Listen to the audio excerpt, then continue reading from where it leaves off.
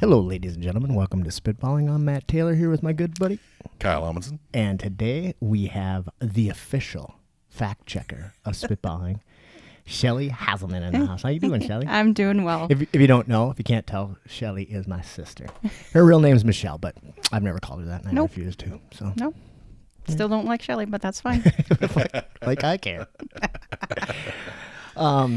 So right off the bat, you just got done with some pretty major reconstruction, right? Yep, I had a full knee replacement surgery done 9 weeks ago. I was pretty sure it was the hip. Yep, no, it It was the still knee. might be. I think it might be your hip, Oh, actually. I hope the hip's not next. I really do. So tell us a little bit about that. You were telling me a little bit beforehand, but that's quite a process. Yeah, this whole year has been crazy. So I have arthritis, and I was already bone on bone. Yep. And then I fell down the stairs last August, and ended up when the Likely bones story. hit the bone. When bone hit bone, I fall down the stairs all the time. It does. It happens. I got fractures in my tibia, and so insufficiency fractures, and then I tore up my meniscus. And so we tried everything. I had a brace on, the $3,000 brace that fits, and shots and everything, and nothing worked. I had to be non-weight bearing for X number of weeks, and so they decided to take it out. And what they do really is they saw off your bones. Like my husband says, they cut open your leg, they saw off your bones, they put on the metal piece on the bottom and the plastic piece on the top, and then the little fake kneecap. But what happens is during the surgery is you still have all those tendons and nerves. They just push those all out of the way. Holy shit. So it's like every tendon it's like you pulled every tendon in your knee as well. It's this major surgery. So Well, actually, that is kind of why I was asking. I wanted to know too, but so you've listened to the podcast, and I talk all the time, haven't for a while, but about that PBC 157, and it wouldn't do anything for your knee, but now that the surgery's done, I think that might be good for your tendons to tighten them up. yeah, and things are really progressing. I mean, like I said, it's been 9 weeks. I'm walking. I can drive. Yeah. The pain is manageable. So it was a successful deal, but it was a lot. It was a lot to go through. Yeah, I bet. Yeah. Good time to do it. Yeah, it was perfect timing. sure. I got it. My first day of summer break was my surgery. Right. So I had the maximum and then number it's of time. COVID, so there's not shit. There wasn't shit There was to do nothing to anyway. do. So Nope. good time to catch up on all the Netflix. And I don't do well with free time, and I don't do well with having to count on people to, I'm very independent. So having to have somebody drive you everywhere, Yeah, I if can you imagine need that something sucks. from the I've store. been thinking about stuff like that because I've got that, that shoulder surgery coming up in a couple of weeks. And I was like, okay, so like what most of my day consists of like hauling furniture. That's pretty much all your hauling furniture and carrying around a baby. taking care of the baby. Yeah. And okay, talking shit online. So like one of those I can do one-handed. And I was like, okay, what the, like I can't change a diaper in a sling, I can't put the baby in a car seat. It's time for Boo Boo to just grow the fuck up. right? That's He's so it. cute, though. Oh my gosh! Even when he's throwing a tantrum, he's cute. He really is cute. He's a cute shit. He's doing good though, right? Yeah, Last time absolutely. we talked, he's We've got. I don't have to take him to the doctor. He's not getting blood drawn 3 times a week anymore. because I'm sure that he just loved that. Yeah, I mean, he got.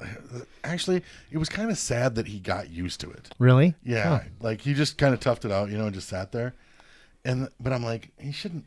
Like, of course, I was weird about it. I'm like, he shouldn't have to get used to shit like that. That sucks, But Kyle, when we were children, like we would just draw blood randomly From for each fun. other. right? Come on. Like each Like- other's blood and Right. shit, Without permission. It was when Lost Boys came out, so we were just like, Your blood tastes weird today. do you guys remember when a year or two after Lost Boys came out, there were the murders.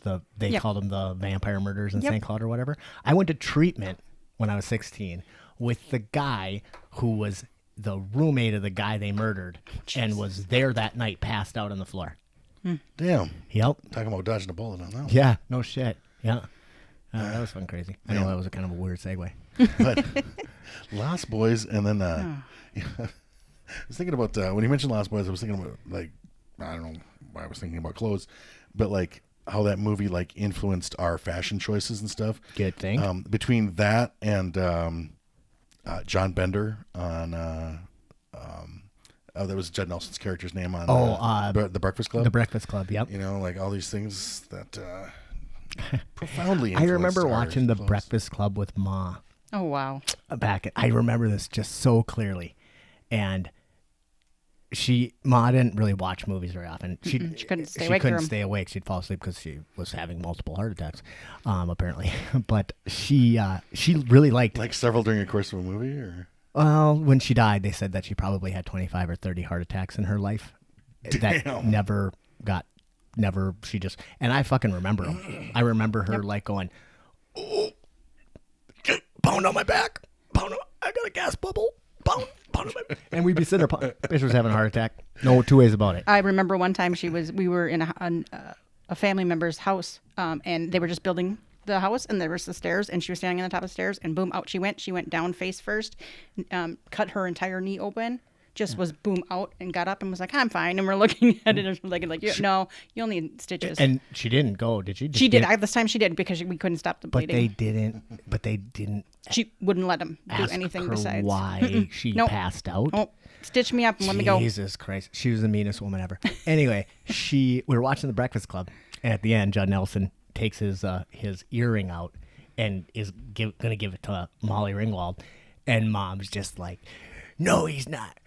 Or wait, Molly gives him her. Yeah. That's right. And she is just disgusted by that. Oh, yeah, put that in your ear, you fag, and just so bad.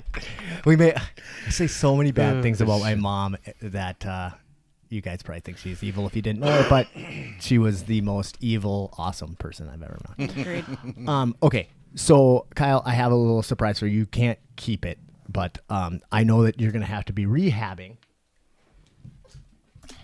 this shoulder, and you're not going to be able to work out. So Meta oh shit. found a Shake shake weight, and I think that will help you. So while you're here during spitballing, you can do Yeah. it. So like, this is for me to use in my left hand, so that my left hand is nice and strong when my right hand is in a sling. I don't know. I really just wanted to do that on screen. That's what I wanted. I didn't know what a fucking shake weight was. I had never seen an infomercial for it. I missed. Not even the South Park episode. And Meta goes, how could you not remember the South Park episode? And I'm like, I don't remember it. So we watched the South Park episode of the shake weight. Oh, an old fashioned. So fucking funny. It spits out cab fare or whatever. Man. Yeah, that won't do shit for you, Shelly. So. No. Okay, what I know today we talked about what we are going to talk about, which is aliens. But I don't want to get into that. Let's see what else we want to talk about. Oh, man. Because once I start down this road, we're fucked. This is all we're talking about. Are you sure? Because I've got a bunch of stuff. Of course, it's mostly shit that we can just buzz through. I guess. Well, all I'm saying is once we start the aliens, there is no going back. Fair enough. So we Fair should enough. probably talk about anything that's on your list. Okay. Well, just most of these are just quick, like little blurbs, like the Alienist on TNT. So The what? The Alienist. So an alienist is was a psychologist. Because they dealt with the people who were alienated from society. I learned that on a podcast. Where? Well, That's see- how I learn almost everything. Like like last year, this show showed this TV show showed up on TNT, and it's like New York. It was like turn of the century, and not this century, like the last century. My bad. But and the cast is really amazing. Like movie actors and shit like show up in this, and Dakota Fanning, which that's weird. I don't know if I like her anymore. But so the cast is really good and stuff. In the books, I was actually familiar with the books because I'd read the second one. I know, like for somebody that says they don't read, like I'm always like, and the book I read. So I'd read the second one. I had not read the first one. The first season was great. Now the second season Apparently it was good enough for a second season. They're getting into it's about based on the book that I read, which I really did like the book, but the TV series, the first season was way better. The second season's not very good. Huh. But that's on TNT, but I'm watching it on Hulu. Hulu is getting amazing, by the way. Hulu just keeps getting better. It's no Amazon Prime or anything, but they're putting out their own content now? Or? Oh yeah, they have been. That Castle Rock show, like based on like Stephen King. I didn't like it either, but I watched it on Amazon. Castle Rock? You watched it on Oh Amazon? wait, no, Castle Rock. No, I'm thinking white people in high castles or whatever the fuck it's called. Oh, gotcha. Man in the High Castle. Oh, okay. I thought it was white people, but I think they are all white people. They're Nazis. Yeah. Except for not, like now the Nazis are all kinds of different colored people because like liberals are Nazis. Anyway, apparently, That's but not a Hulu's bad great shirt. What? That's not a bad shirt. Liberal is the new Nazi. Right? Perhaps. I like it. But everything's everybody's Nazis now. Everything's like Hitler. Right. Wearing a mask. Hey, Yep. I gotta put a mask on. And I know we're going to eventually have the Jordan B. Peterson debate. But I just got a kick out of, I was listening to something and he was talking about this everybody comparing things to Nazis. And he's like, I will not accept that argument if you have not read the Gulag Archipelago, which I don't even know what the fuck that is, but it sounds really good. But no, it's a book written by a Russian who was put in a gulag, and it's like, he's like, you can't call somebody a Nazi if you don't even know what a Nazi is. If you don't, anyway. It's silly. Refusing to use made up gender pronouns is not equivalent to mass murdering a race of people. It's just not equivalent. And that seriously bothers me. Which part? The gender pronoun thing? No. Oh, Murdering a race of people. No, the fact I'm that like, because we can't get canceled, so we can go there. I just really think that that whole the using the punch a Nazi thing. Yeah, using the Nazi thing is just so wrong. I mean, it was so horrible, and I teach it every year. And it's difficult for me to go through those emotions each time to tell these kids, well, millions of people died and they starved to death, and you're going to use it because you don't want to wear a mask. Right. It is just not okay. It's just like being loaded up onto cattle cars. Right. It is. It is, yeah. And you should be shot for saying that. Fucking you should be shot for saying it's just like being loaded up on cattle. Yes. You want to see some Nazi shit? We can get into some Nazi shit. I think you know what I know what we should do. We should fucking load them up on cattle cars. Right? If you say that, that'll learn you. Start a concentration camp for fucking people and I'm out. Who think that shit's like a concentration camp. It's just so wrong. But so yeah, Hulu's awesome. Now, also, do you watch Yellowstone? Do you guys know anything about Yellowstone? I've heard it. Show? I haven't watched it. I keep hearing it's so fucking amazing, and it's like $20 a season. I'm like, okay, 9 episodes, whatever. Like, is it worth it? I don't even. People keep telling me it's so great. It's like a nighttime soap opera. It's like a Dynasty or those, or what is it? I mean, is it like Northern Falcon Exposure? Crest? No, it's drama. Well, Northern Exposure was a drama. No, it wasn't. They won best drama. It was actually, that was great because they won best drama of the year one year, and then they were all out there on the stage. That is a big And then spider. they said, and then they were like, Fleischman was like, "Do you think we can tell them it's a comedy?" And no, keep it quiet. They said that while they were up on stage. It was really fun. Why can't I stream That that? is a really big anyway? spider crawling across, by the way. That's fine. All right. That is a big fucking spider. Yummy. That thing might have to die. No. No. Oh, fuck. I'm going to have to save that. No, I'm going to tell you anyway. So I was in my staff meeting the other day. Are spiders like Nazis? Yeah. So I was in shot. my staff meeting the other day, and what's on? It's all on, like whatever Zoom. Teams Yeah. is what we're using, and it's very, very, very productive. It's not productive at all, but it's just me, my boss, and my other two coworkers. It's really just our bullshit session, and I was bitching that I had a fly fucking buzzing around me, and it was pissing me off. I kept trying to get this fly, and my boss Maria's like, "You need a bug assault." And I was like, what's a bug assault? And she's like, it's a fucking gun that shoots salt at flies. Really? $70 later, I'm the proud owner No shit. of a bug assault. And now I can't find any fucking flies. So I wish I had it right now. That is a very compulsive online shopper. Yeah. I shouldn't be drinking during the staff meeting. But you're so bad of a shot, you won't hit I anything wasn't drinking. anyways. What are you fucking sorry. talking about? Your I'm house will not be a covered bad in salt. shot. And so I brought it to work last Saturday because there's always flies at you can't stop having flies in a bar until now. So I would, every time I'd see a fly, I would stop the action. I'd be like, stop. And everybody'd be like, what? I'm like, I'm hunting a fly. And I take out my bug assault, but it's like a fucking shotgun. And I would cross. So it shoots like a spray of salt? Yeah, or you put salt in it and it shoots out like about the size of silver dollar in about 3 feet range. And it hurts like a motherfucker. I shot myself in the foot. Like the first, I took it out of the box, poured salt in it, shot myself in the foot to see how it felt. That's a mistake. So if you loaded it up with something else and shot yourself up the nose with it, it would probably hurt. Because this whole time I'm like, fucking cocaine assault.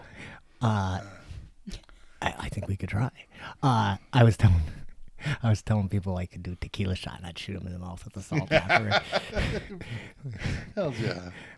You have to wear glasses, but I don't know. It was funny, but yeah, I have got to stop making compulsive purchases. It's horrible. Oh, yeah. I know. I said you should talk, but fuck you. Speaking of compulsive purchases, I was reading a book the other day, listening to a book. What the hell was it called? Like Survivor's Son or something like that. But it's about a Navy SEAL. It's a fucking really good series of books.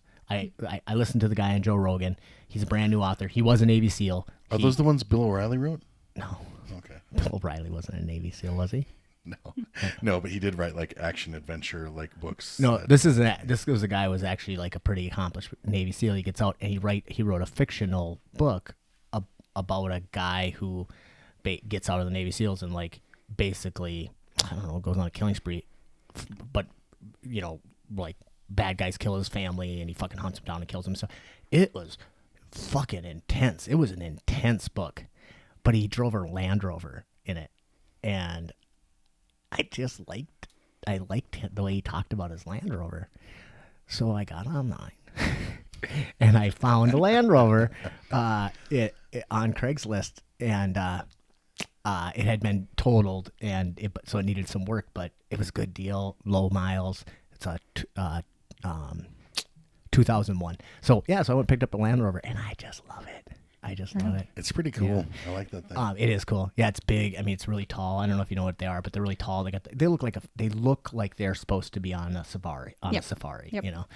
And I've been really excited about it. And what I'm most excited about is I don't get the fucking creeper looks when I'm driving around in it like I do in the White van. How many cars do you own now? Oh God, that's a bad question, Phil. Okay. I would have to count. I was gonna mention that whole like pedophile van thing. That's okay. We'll wait. I think I have 9. Damn. But only 2 of them run. So fair. Yeah. See, the rest of them are parts cars. Only none of them are the same kind of car. I mean, I have mix and match. I have 2 cars that are like literally parked at the farm that I need to just call and have picked up. They're going to the. So do I? I mean, I have them, but neither of them are good. But I have the two vehicles that I love. The 1980 Chevy Love, which is a tiny little pickup truck, and then my 93 Saab 900 Turbo. Both of them run. Both of them need a little bit of work, and I think I'm going to find a good home for both of them. I really been thinking about it because they're parked in a field, and like they're just gonna rot away if somebody doesn't take care of them. And I don't have the time or energy to do it. I don't have the space. And I'm like, man, this like my little pickup truck would be such a fun little vehicle for somebody who it's not like a vehicle. It's never going to be your main vehicle. It just can't be. it's a 1980.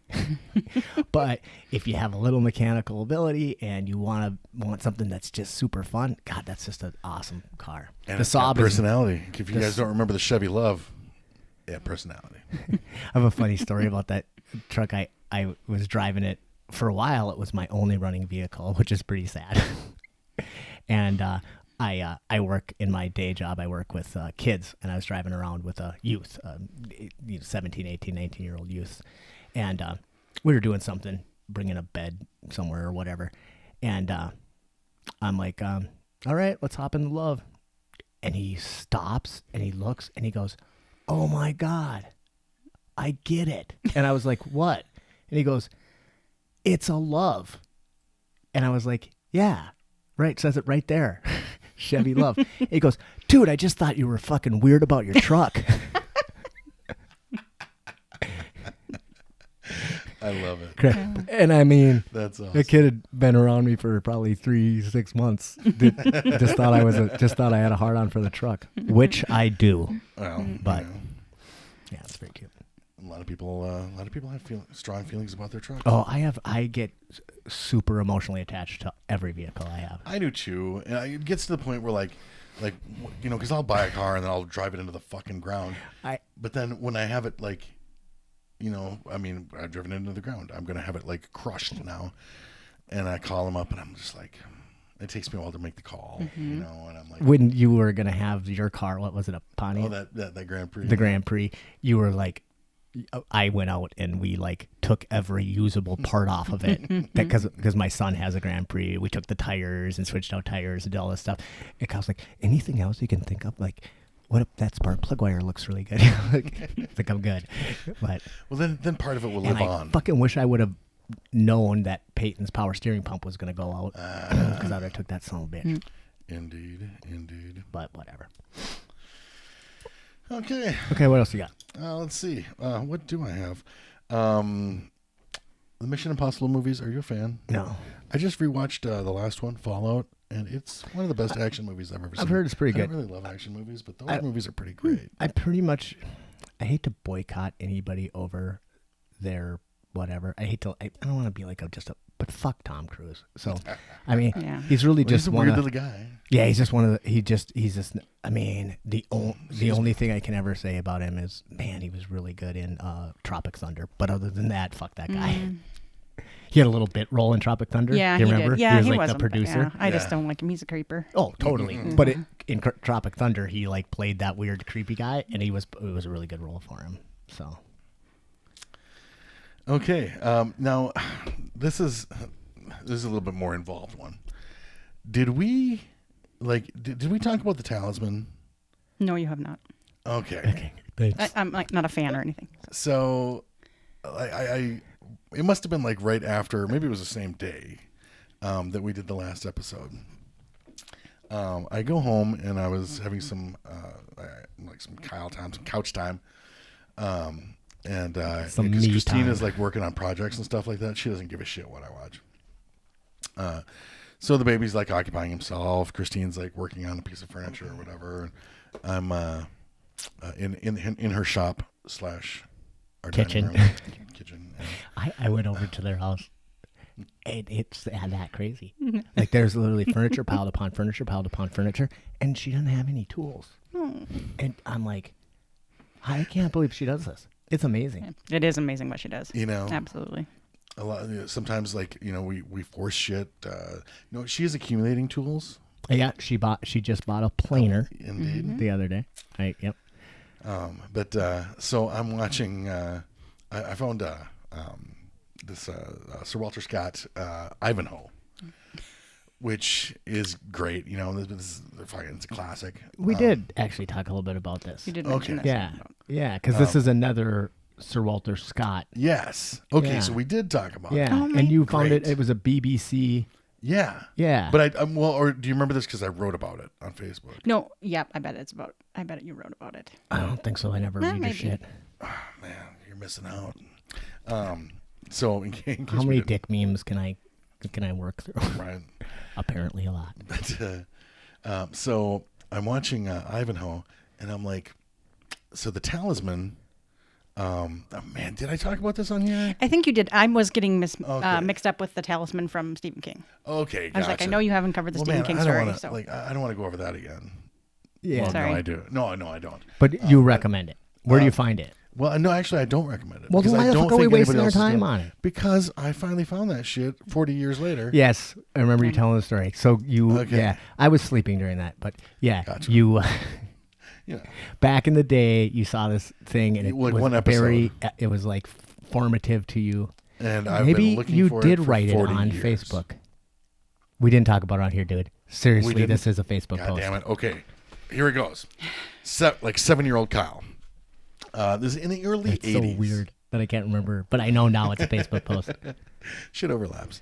You know why I remember it? Because you said I don't usually write this long or something like that. I don't like usually. Oh, well, I put, because I didn't really like proofread it or anything like that. I Yeah, didn't that's go what you over it, said, yeah. but I just, so like 1980, they make a show of this Sir Walter Scott book called The Talisman. Now, living out in the country, we got 2 channels, and one of them was PBS. Now, PBS got a lot of BBC stuff back in the day. That's the English broadcast, the British Broadcasting channel, not the other BBC. Which a joke I beat up on that joke. sexual joke, but I don't know. Okay. Big black cock. Yeah, okay. I knew it was it's, something it's a porn thing. So I revisit that joke over and over during that. Yeah, that never gets old. Maybe it did. They need more SWC. Right. But so I catch an episode of this BBC show when I was a kid, 7 years old. Now, like before the internet, like researching shit like that is way harder. Yeah. So like I'm trying to describe the scene to people, and figure out like. Have you what ever this seen the was. movie where 'Cause the I didn't know one the guy name. did the one thing? Yeah, With the stuff. I didn't know the name. I didn't know the author. I just caught this. I didn't even catch the whole episode. So many years later, like I couldn't find like librarians, whatever, like all this shit. Couldn't find shit, but I remembered it. So like the 90s, was it the 90s when we started using the internet? Anyway, Yeah, late Late 90s. 90s. So Al Gore invented it in the early 90s. I do mention that in the Facebook post. Using the internet, I was able to nail down like the author and what the name of the story was. But at the time, like it wasn't, the internet wasn't like it is today. Like not everything was so accessible. Mm-hmm. I couldn't find it to order. Like I was like, oh, I'll just order the DVDs or something. Like no, that was not happening. Could not find that shit. But sure enough, fucking Amazon Prime. It's included, like Amazon Prime Video. And I got to finally watch The Talisman in its entirety. 40 years later, all I had to do was just not give up on that fucking TV show / book for 40 years. Totally lived up to your expectations. Well, have you ever seen an old episode of Doctor Who? Like the Tom Baker Doctor Who's and stuff? Yeah. That used to be on PBS when we were kids.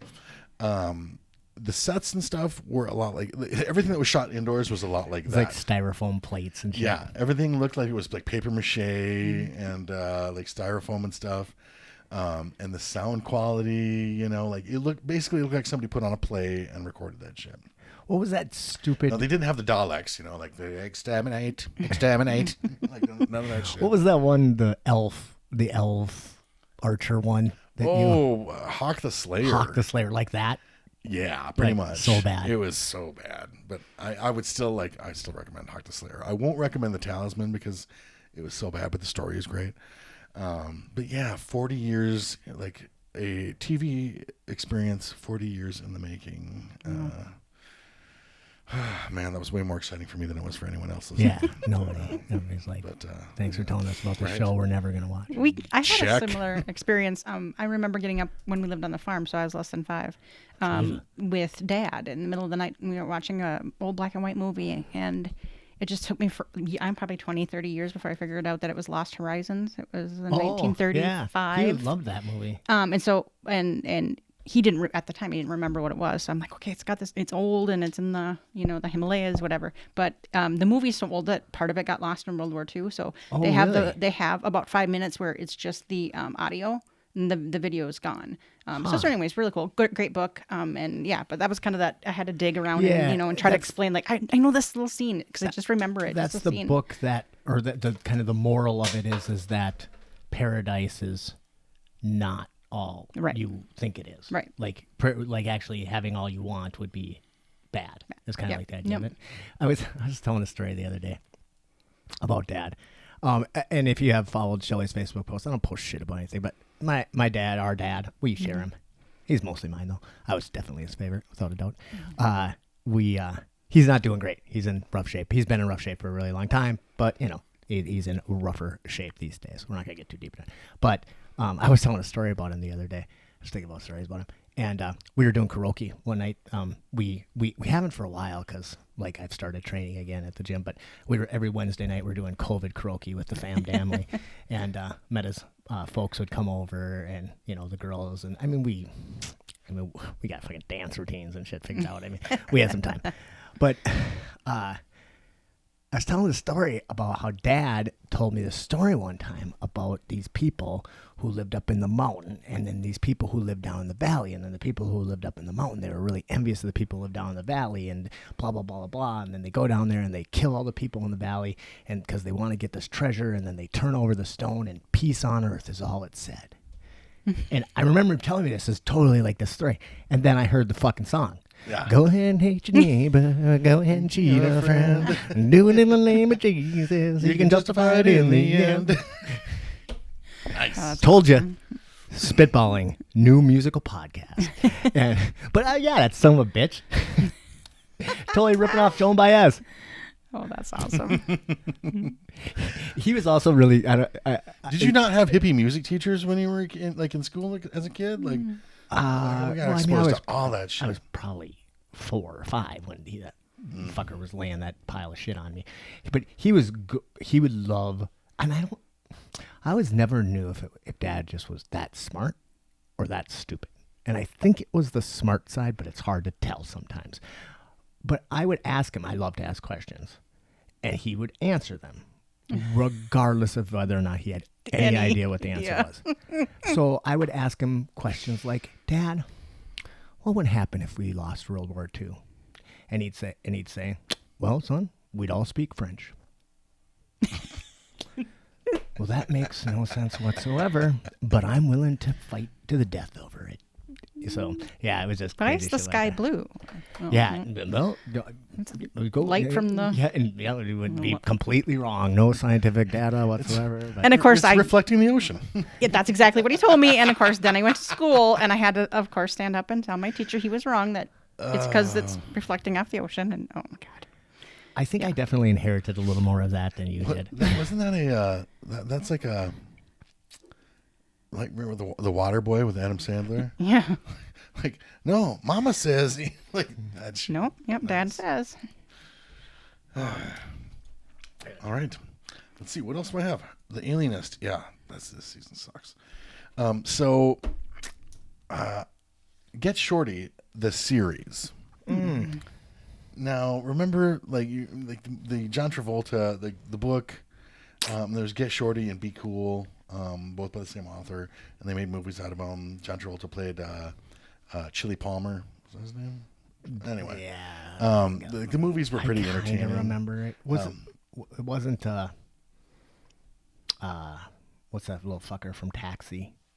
He wasn't in it. He was in one of them, I think. Okay, I kind of have a brief memory. Yeah. So Get Shorty, the TV series. I started watching that. Didn't know if I was gonna like it. I do like it. There's a few seasons of it. It's pretty good. I recommend it. Also, The Umbrella Academy. Oh God, yes. I love The Umbrella Academy. Second season came out. Binged the shit out of that. I'm not done yet.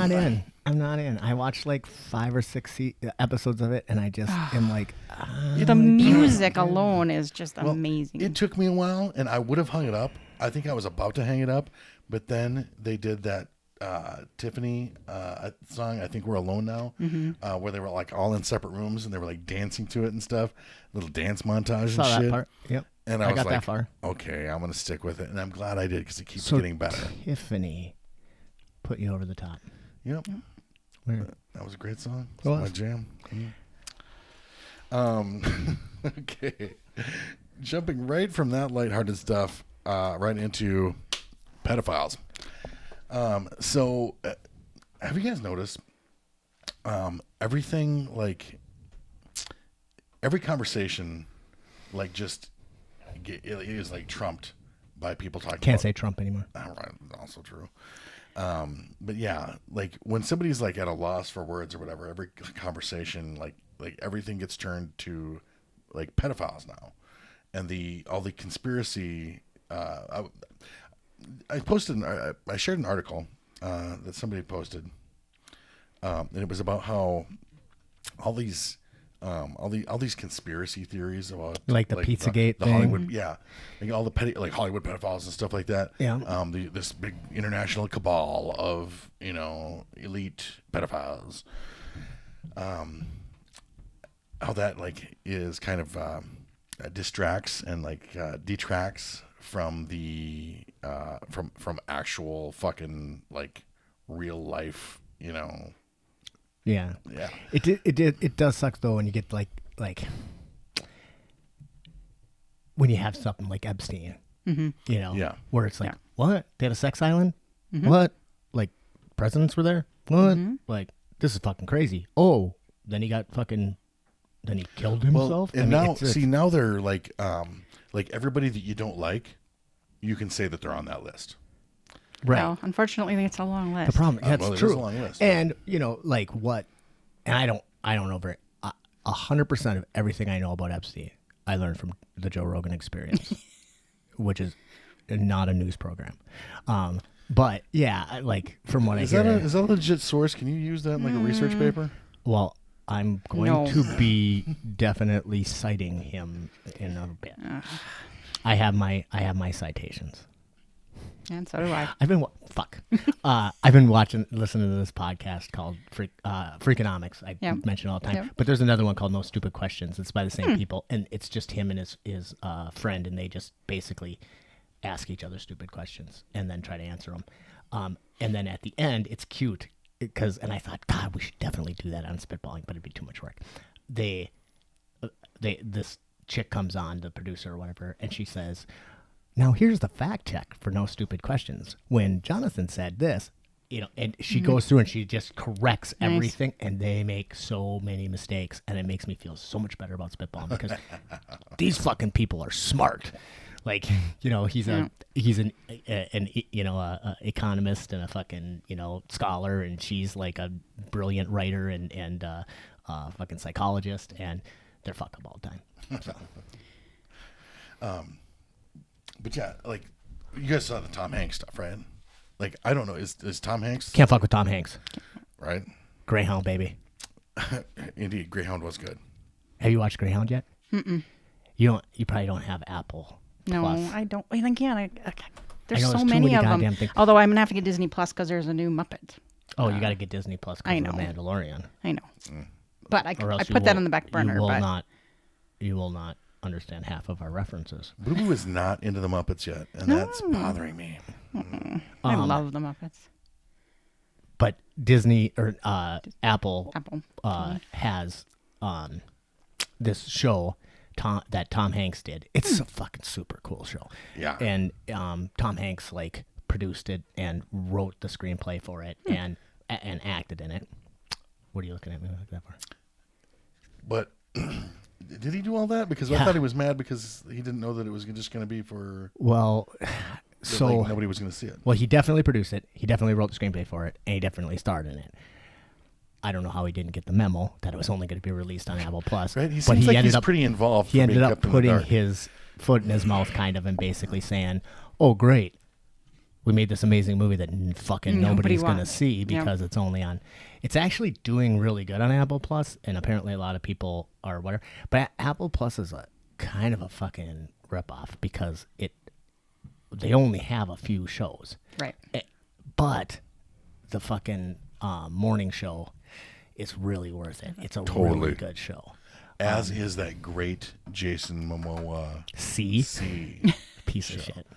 Garbage, like and you're still eating season 3. Yeah, I watched the whole season, even though fucking hurt me to watch it. I don't know why I watched it. I couldn't look away. It was some morbid fucking, it was like a car wreck or something on the highway. I couldn't look away, and it was fucking horrible. It was really stupid. Like all of a sudden everyone's blind, and you're like, no, you hunt like that, and you're like, how would your society get by if everyone? They're gonna do a new blind? one, and it's post COVID. It's gonna be, but it's called you can't taste. Yeah. Yeah, and so nobody can taste or smell anything. It's gonna be great. Right. It's really good. It's a horror movie, Jason right? Horror show. Jason Momoa. They just cultivate cilantro, and everybody likes that Jason shit. Momoa is signed on. Yeah, cilantros and everything. Yeah.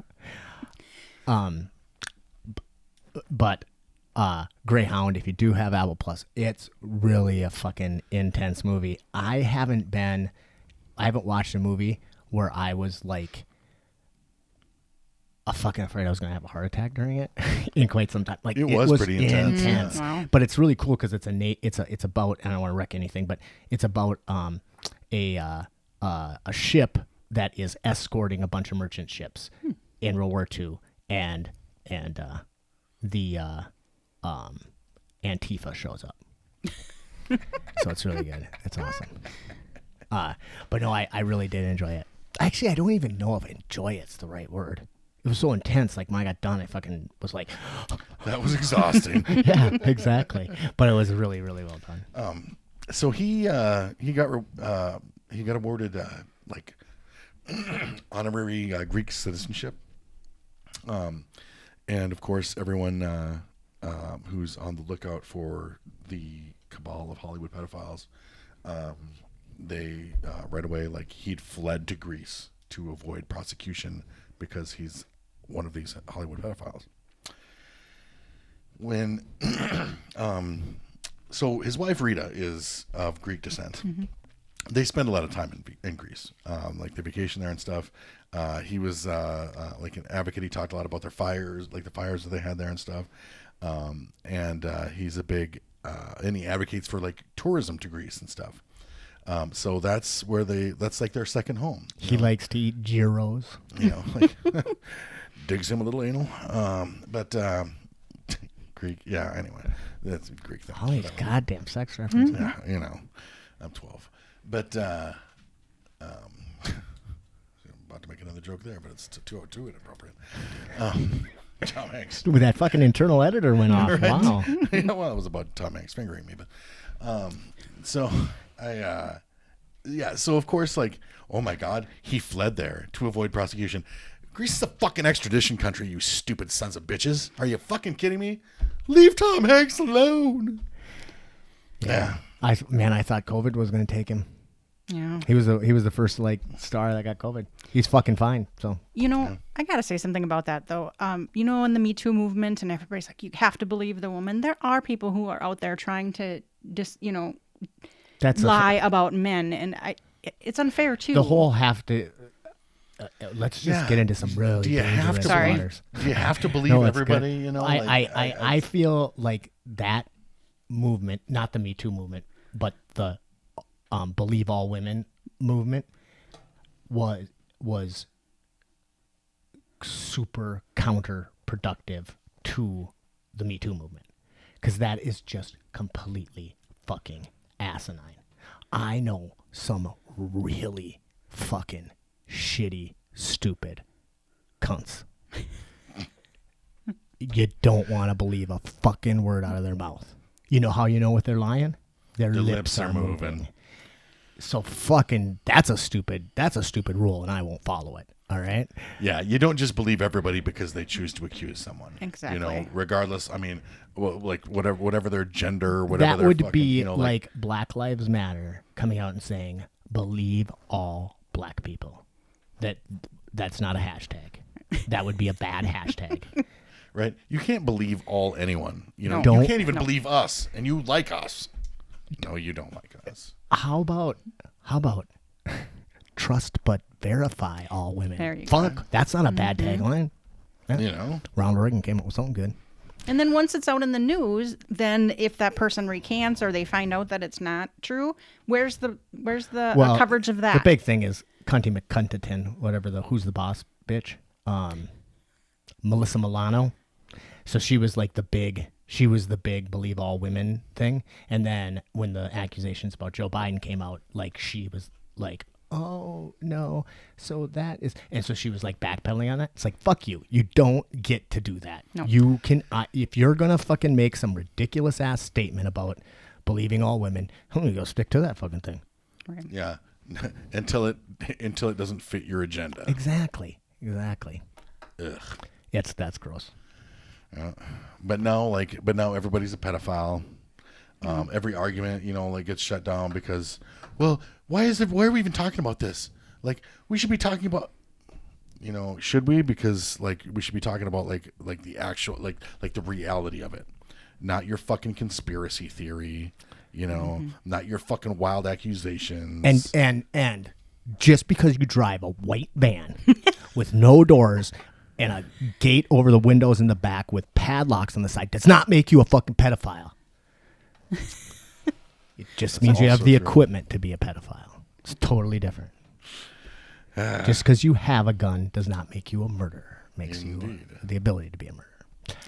Only in America do you see commercials that say, "Oh, were you molested by the Boy Scouts?" Well, here's the. Right? It was on this morning, and I'm like, "What is our society coming to?" Better call Saul. You have a mass. It's horrible. Just horrible. Stick with the facts, though. Mesothelioma, pedophile. Mm-hmm. I wanted to read something real quick. So our friend of the show, guest of the show, multiple time guest of the show, Thargnar Panzerschwanz. He's one of my favorite Facebook absolutely posters of all time. Because Tharg is such a smart guy and such a great super writer. Smart, Agreed. Super articulate, and but he's also he's funny. Well, he's funny, but he's clever, and he really makes people. He really gets people to show how fucking stupid they are. And this is his post. It was just a couple of days ago, and he said, after looking at the average age of a Sturgis attendee on a live feed showing that their zero fucks initiative for social distancing at the rally with 250,000 people, I've decided on holding off on purchasing a bike for a bit. I'm not 100% sold on Harleys, but a nice Road King at an estate sale price shouldn't be hard to find in a couple of months. That's awesome. That's fucking hilarious. But in the comments, people are trying to sell him bikes. Oh, yeah. And I'm like, I don't think you read the post. You didn't read the post. And if they did read it, or someone read it to them. You think he said he wants to buy a Harley? That's not what you should get out of that post. I couldn't stop laughing. I wanted to comment on it. I just give him a thumbs up. But I was like, I can't add to it. It's just too perfect the way it is. It's too perfect. Well, I had a moment like that a couple days ago with this whole. So Trump, can I go back to Trump quick? Yeah. No, we don't like to talk about Trump on the show. Trump said that the new Kamala Harris was nastier than Pocahontas. Yeah. And I was like, did I miss something in history class? I don't get it. So I put it on Facebook and people were like, he's actually talking about Elizabeth Warren. Yeah. And I'm thinking, well, A, I'm dumb, but B, why are we allowing a president of our country to use a racial slur against a woman and nobody says anything about it? But because Shelly, he can shoot a person on Main Street and you know what? Won't make then that's not about him. That's about everybody else around him letting him do this. So it's just like the whole, exactly. Why did we not just say nope? That's it. We don't approve of that. You're done. But the thing is that his supporters one half of us care. Did say you can't do that louder. And there was an impeachment. Well, I mean, how much louder can you get? Well, okay, I'll give you that. Because if you, this is it. This is the fucking thing. If you're a liberal, right, and you fuck up, liberals are going to crucify you. I mean, it happens all the goddamn time. It happened with Minnesota. With Al Franken. Al Franken, whatever. They'll fucking crucify you. They'll call you out. They'll cancel you. If you are a conservative and you do pretty much anything they got your back. Yeah. It's just wrong. And It is that- just so wrong. And it's very much like what we're facing with police culture today, where you have,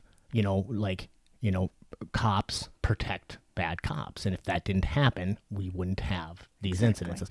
And that's not arguable. That's just not arguable. Not all cops protect bad cops, but but good cops protect bad cops. But which, we've in my opinion, makes them bad cops. We have had one impeachment trial for something that, if you're looking at the minutia of it, wasn't super pushable. But there should just be a Congress-wide, we do not allow this. Well, and censor him and give I him in think- letters or whatever. I don't care. But just you need to do something about it. They're not in control. I mean, they can't do it. Then they should be voted out. Well, the thing is that the thing is that the Democrats obviously would love to just do a vote of no contest and sanction Every or time he whatever says it is. something, do it. But they can't. But they don't have enough votes. I know. So it doesn't matter though. like, It's what sometimes it's what you do, not of what you're going to get done.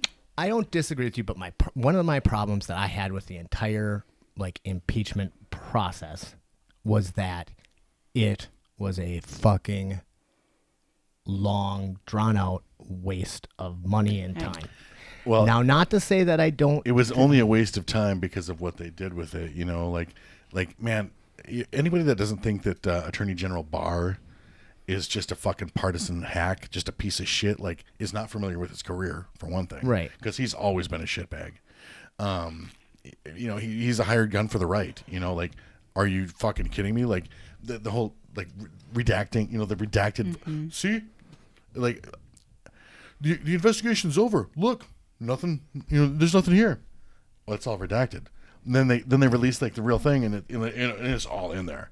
It's all in there. You got enough to fucking use. You can fucking you can boot his ass out. It's all good.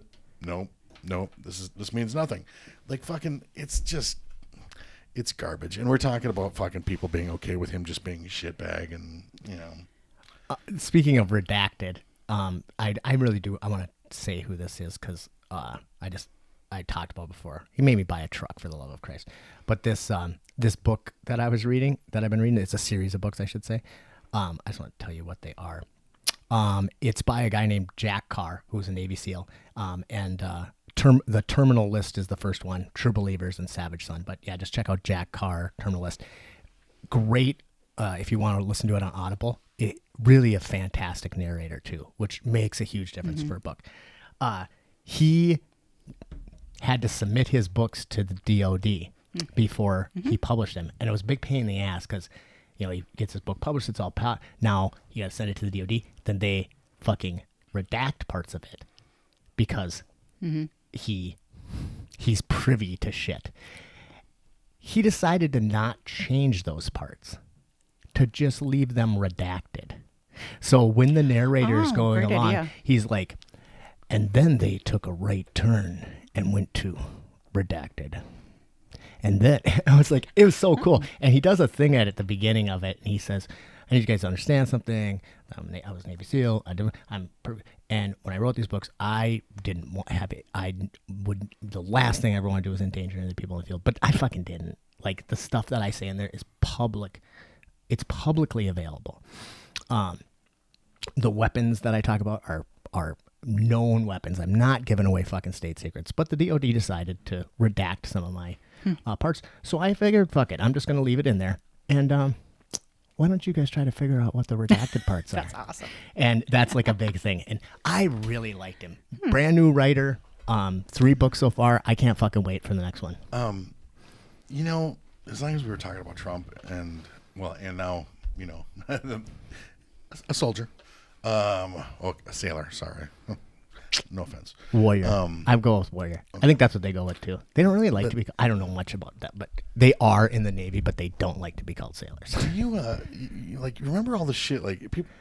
Of course, people are up every president's ass over everything they do.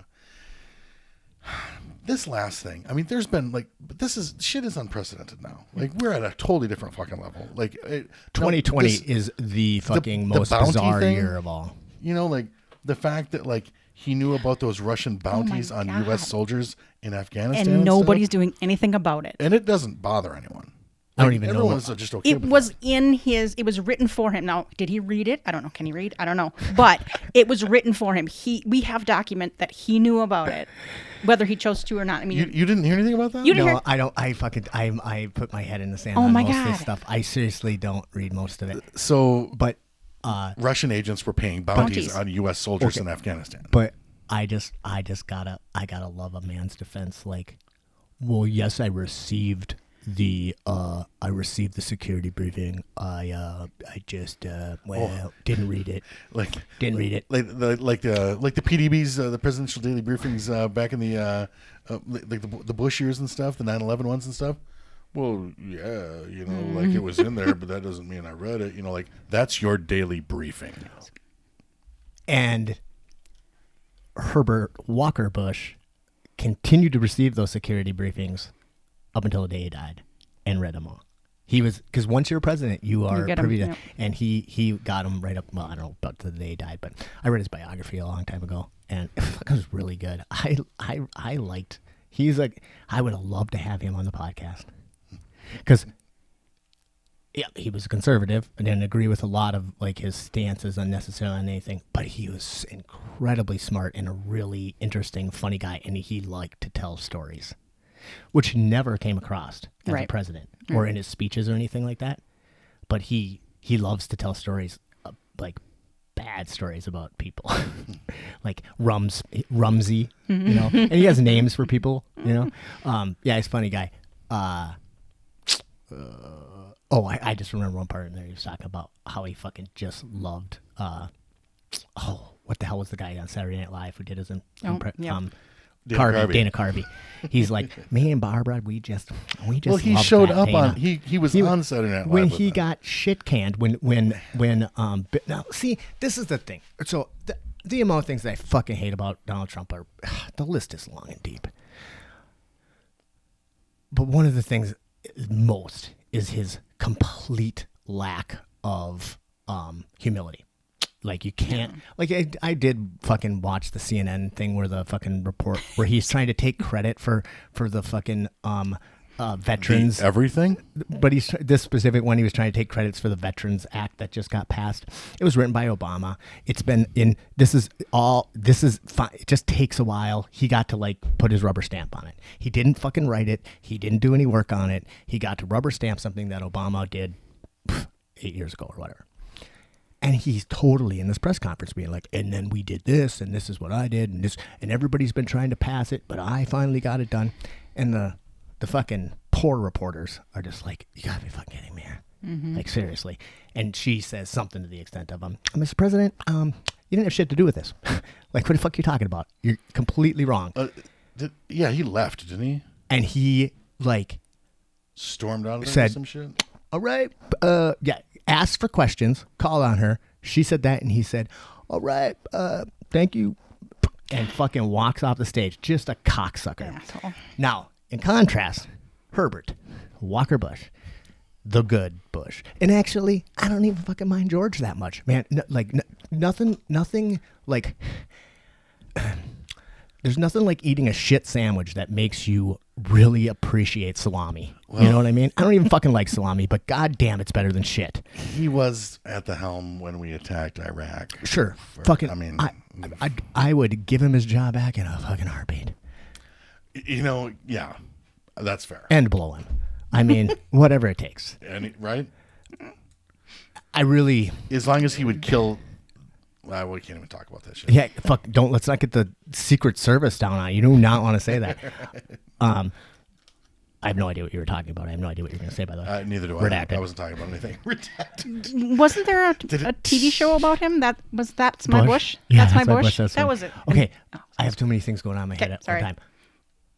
When Bill Clinton beat Herbert, he came on Saturday Night Live the night after or whatever that he lost on like the big jumbotron, right? And at the time, Dana Carvey's doing this fucking like this dance like a song and dance as Bush, and I remember it very clearly. He is all like, "Ain't gonna do it, ain't gonna do it, ain't gonna do it, ain't gonna do it," and all of a sudden, like the fucking big jumbotron comes on, and Herbert is like, Dana, you know, and they stop the music, and Mr. President, he goes, "I don't think you can call me that anymore," you know, and he's like, "Just wanted to say, through the years, I've really enjoyed watching you, blah blah blah blah blah." Fucking super cool, That's super fucking cool. And then he's like, "Oh, thank you so much, Mr. President." And then he goes, "All right, well, you know, thank you, Dana. Thank you for your service to this country." Oh, that's fucking cool, you know. All right, you know, toodaloo. And Dana goes, "Hit it. Ain't gonna do it. Ain't gonna do it." It was such a fuck. I mean, but that was like fucking classy. Like I miss the classiness of our fucking. And I'm telling you, they weren't that classy of people. And look at Barack Obama. I mean, okay, now that's class. hell yeah.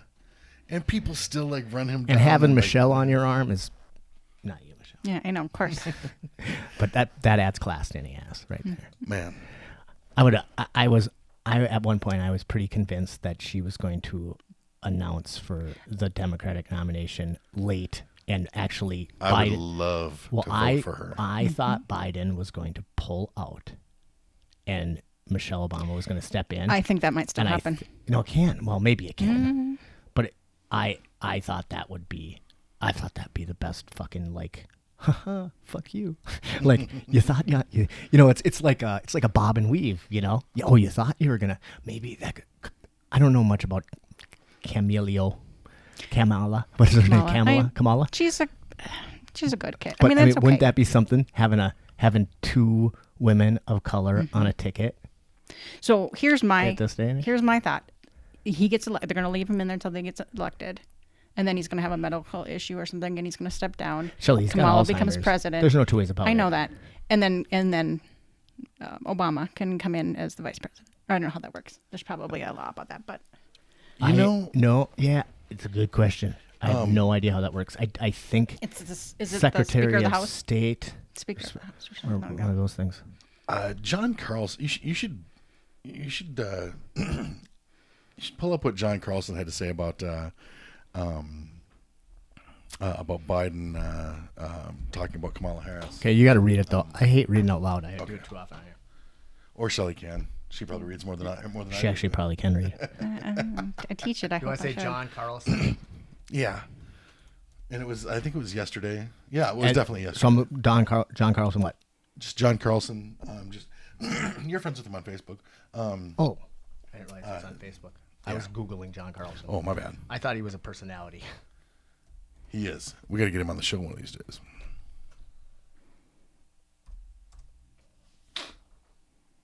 Okay, continue to talk while I'm doing this.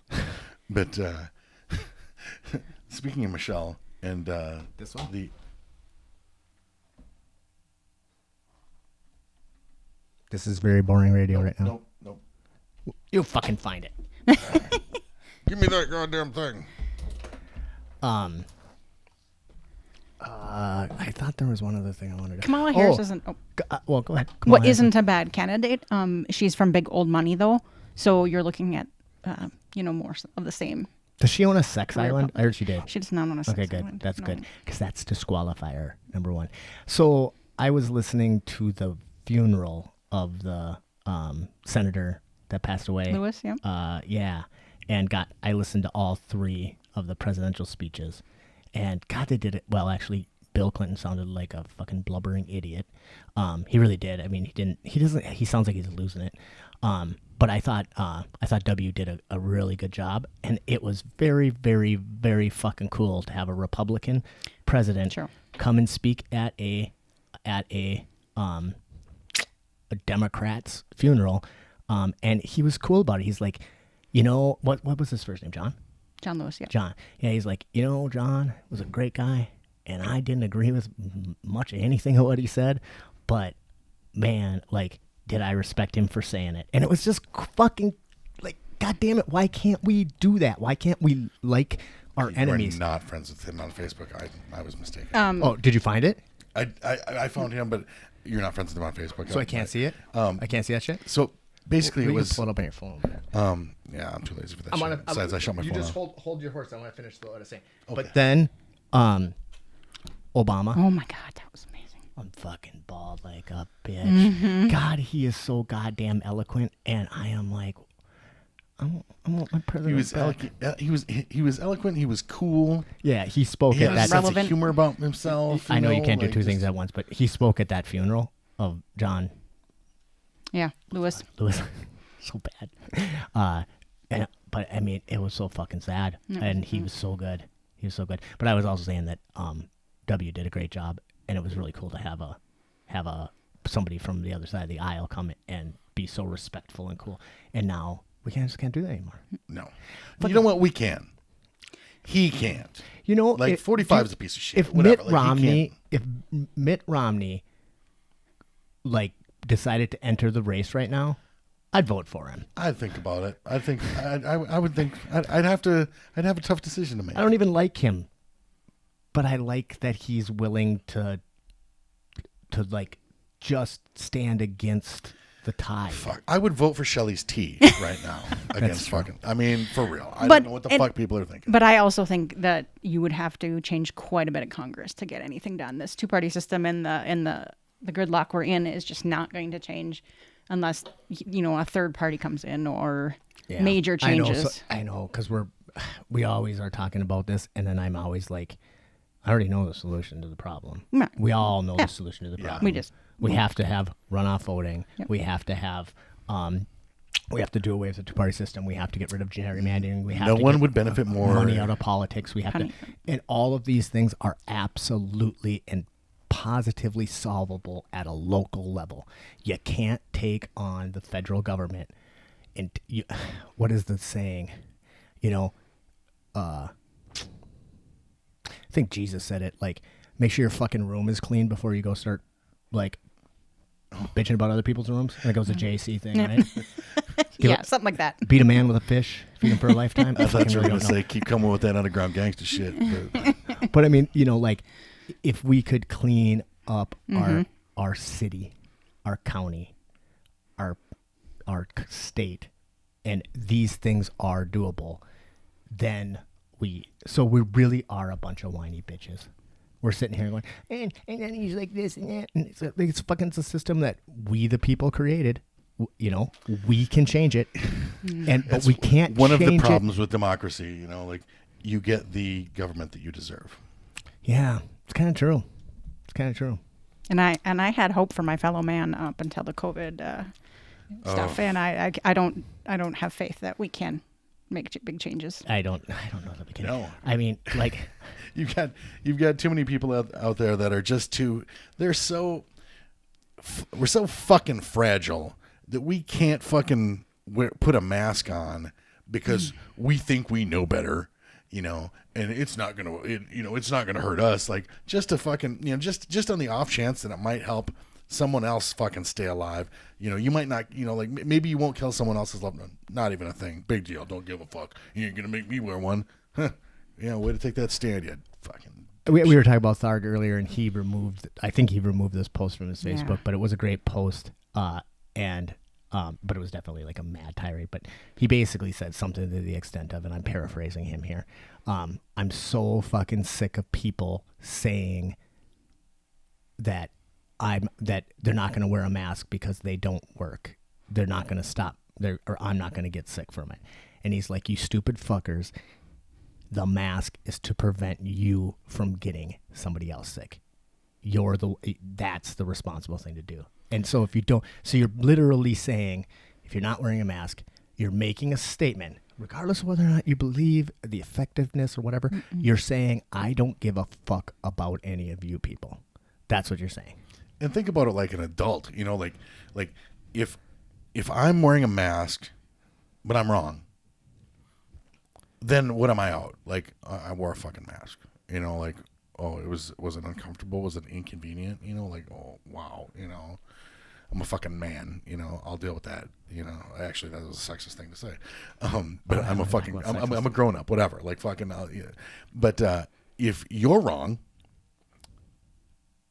then you're endangering people, strangers and your family members and yourself and stuff, so like what's the what's the fucking disconnect there? I don't get it. To me it seems my freedoms seems like it's the least.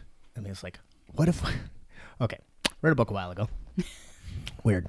And it was about the Chinese, or it was actually North Korea, but who the fuck cares? It was about an EMP pulse in the upper atmosphere, knocking out basically the power grid of most of the United States. It's really an interesting book. What was really interesting was how he outlined the complete degradation of society and how fast it happened. Mm-hmm. All we did was lose the power. And I was thinking about that, like, this is the most minor of all fucking things that we could face. I'm not saying COVID's not serious. People are dying. That's important, right? But I mean, we're asking people to make a wee little sacrifice, just a wee little sacrifice. Yeah. And everybody's being such a bitch about it. We're the country that went to war in World War II and fucking sacrificed everything because it was the right thing to do. And the amount of sacrifice that like our grandparents put in to this, like, I don't think us fucking whiny bitches could do it today. I just don't think it would happen. No. There's a good a story about in the 40s when they were working on the polio vaccine. Yeah. And that was, it's deadly. It kills kids. But the thing is that people like believed and knew the science and knew we needed to get a vaccine out. And they knew that was a real sacrifice. Yes. Like they they closed down pools, yep. Like all of this stuff. I mean, it was a super duper inconvenience. The state fair was closed because of 46. And nobody bitched about it. And then because they weren't huge, super delicate pussies. Well, and there's some science literacy in that too. But then one of the batches came out, and it was contaminated with live vaccine, and kids got sick and died. And they went, well, that's what happens when you're starting to make something new in science. There is going to be accidents and happening, and it's just we don't have that common sense knowledge. Then it started causing autism. Oh God, no. Word. God, no. Get me on my high horse. Yeah, no, that's true. But I don't think, and I think part of the reason that we are such snowflakes today is that more and more and more we have stopped having to rely on the mass amount of people to fight our fights, and we have little tiny armies that go and do all of our stuff. Don't you like? I know this probably isn't lost on anyone, but it just blows my mind how the guys that are so fucking delicate about this. They're so unwilling. They're so fucking fragile about it. Are the ones that are like super like trying to make it some kind of macho thing, like blah blah blah. Your fear, blah blah blah. Shut up, pussy. Like fucking just like what are you? You're trying to reverse that on us. Are you fucking kidding? Like I get that some people have a fucking have medical conditions and stuff like that. For sure. It's a right. Just this tiny little number of them. But then you've got people that are just doing it because they're selfish, because they think they know better than and like I said, if I'm wrong, what am I out? If you're wrong, it's a different fucking, it's a different story. And here's another side of it that is that from the small business perspective, these fucking people are struggling so bad, and they're just trying to stay open and alive. And if people are unwilling to do their observe the rules part, then they're going to get fucking closed down. And it's happening left and right. But then why is Walmart allowed to just go sell and let people in without masks? And it's unfair. It's really is unfair. The evil empire. Yeah. I mean, it is. I was always like, one of the things I really had a hard time with was hair salons. All right, like you closing down hair salons. Like now, Does anybody actually need to get their hair cut? Fuck no. That's not an actual, right? But hair salons need to cut hair or they starve to death. Right. Now, you're telling me that I'm taking more of a risk going into a hair salon with one fucking person wearing a mask and gloves, right? And there's no contact other than that, than I am fucking crawling over fucking idiots at Walmart. Right. That can't be a real thing. Right. You know, and a lot of those folks, they don't give a fuck. No. You know, like I mean, they will- Walmart's kind of they'll like fucking the- come stand right next to you. See, They'll fucking. I mean, not that everybody who goes to Walmart is like that, but there is and it's not just Walmart, but there's a certain percentage of people who just are like refuse to like follow any of the rules, and like that is fucking wrecking it for everybody. yeah. And dude, But it's all right because at the end of the day, they'll just blame the fucking governor anyway. yeah. Right. Well, I mean, the governor we're- is obviously Satan. Yeah, I mean, he's Hitler. Obviously. Governor yeah, Walz is Hitler, Hitler. Satan. You know. But you know what? and, He was great in Legend. He really was. absolutely. Okay, 2 Tom Cruise movies. I 2 liked. Tom Cruise movies. Yep. Just keeps I'll agree with popping you on up. that one. Well, okay. I liked him before Scientology. Yeah. Come after us. I don't like the cult. Shut us down, Scientology. But so yeah. Anyway, there's that. You knew we were going to talk about that. It's always out there. Did I tell you about my buddy that works at Walmart? He's the loss prevention guy there. So the day that they and this is the kind of shit that happens to these people when they do try to enforce those rules, like people threaten them. Oh, yeah, you were They tell telling me them, they were telling me. like you should die, blah, blah, blah, all this shit, and just getting fucking ridiculous. And I'm like, why would you do that? Why would you talk like that? I to a find the person? Sturgis Why thing would you? bizarre. Okay, too. so as I have a degree in special ed for emotional behavioral disorders, and when you look at the behaviors of kids, don't always match what's making them upset. Yeah. And so what I feel is happening is that these people are scared. They don't know what's going on. They don't know. They're not sure of what to believe because whatever's on YouTube and Facebook is just the same as what your doctors are saying. Yeah. And they don't know how to handle those emotions. They haven't processed it appropriately, and so they're going to take it out on whatever they feel they can control. So And are they you can sure it's control that? that masks. And they're not just fucktards? Well, part of it is they're fucktards, but the other part is that they don't have that outlet to understand to process their emotions and why they might be feeling this way. And so the only way they can exert control is to throw a tantrum. Yeah, that in a makes school, sense. in a store. Like I know that like you need to have control over something in your life, or it's very difficult to like, and even kind of the illusion of control is almost enough. Right. I always use the example of my desktop on my computer. If my desktop on my computer is a disaster, I know my life is a disaster. If my desktop is clean, I know that I kind of have my shit together, right? Because that's the one thing I can have control of. But when I lose control of it, then I feel like I'm out of control. That's kind of a weird example, but I think that you're probably right that these people feel helpless, and when they feel helpless, they want control over something, and the only thing that they can like grab onto is like, I'm not gonna follow your rules. But the problem is there should be basic science that tells you, I should understand the doctors, Yeah, but- and I can differentiate what's on Facebook. But science is not. That's a theory. And Shelley. what's basic to us theories isn't basic to everyone. Theories aren't real. We need to do a ton of work on scientific literacy in this country. I've been getting a kick out of what's his name? Astrophysicist. The astrophysicist. Neil deGrasse Neil Tyson? deGrasse Tyson. He's been putting out shirts. All You motherfuckers need science. And then he has another one. And I just saw it today. I was like, I got to start ordering those shirts just because fucking right we do. Also, I think people, I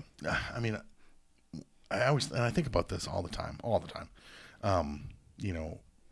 Emotional maturity and conservatism. But I'm not going to get into all that. Do your own research. Emotional maturity, like look it up, and conservatism. So- Just take a look. Let me know what you think.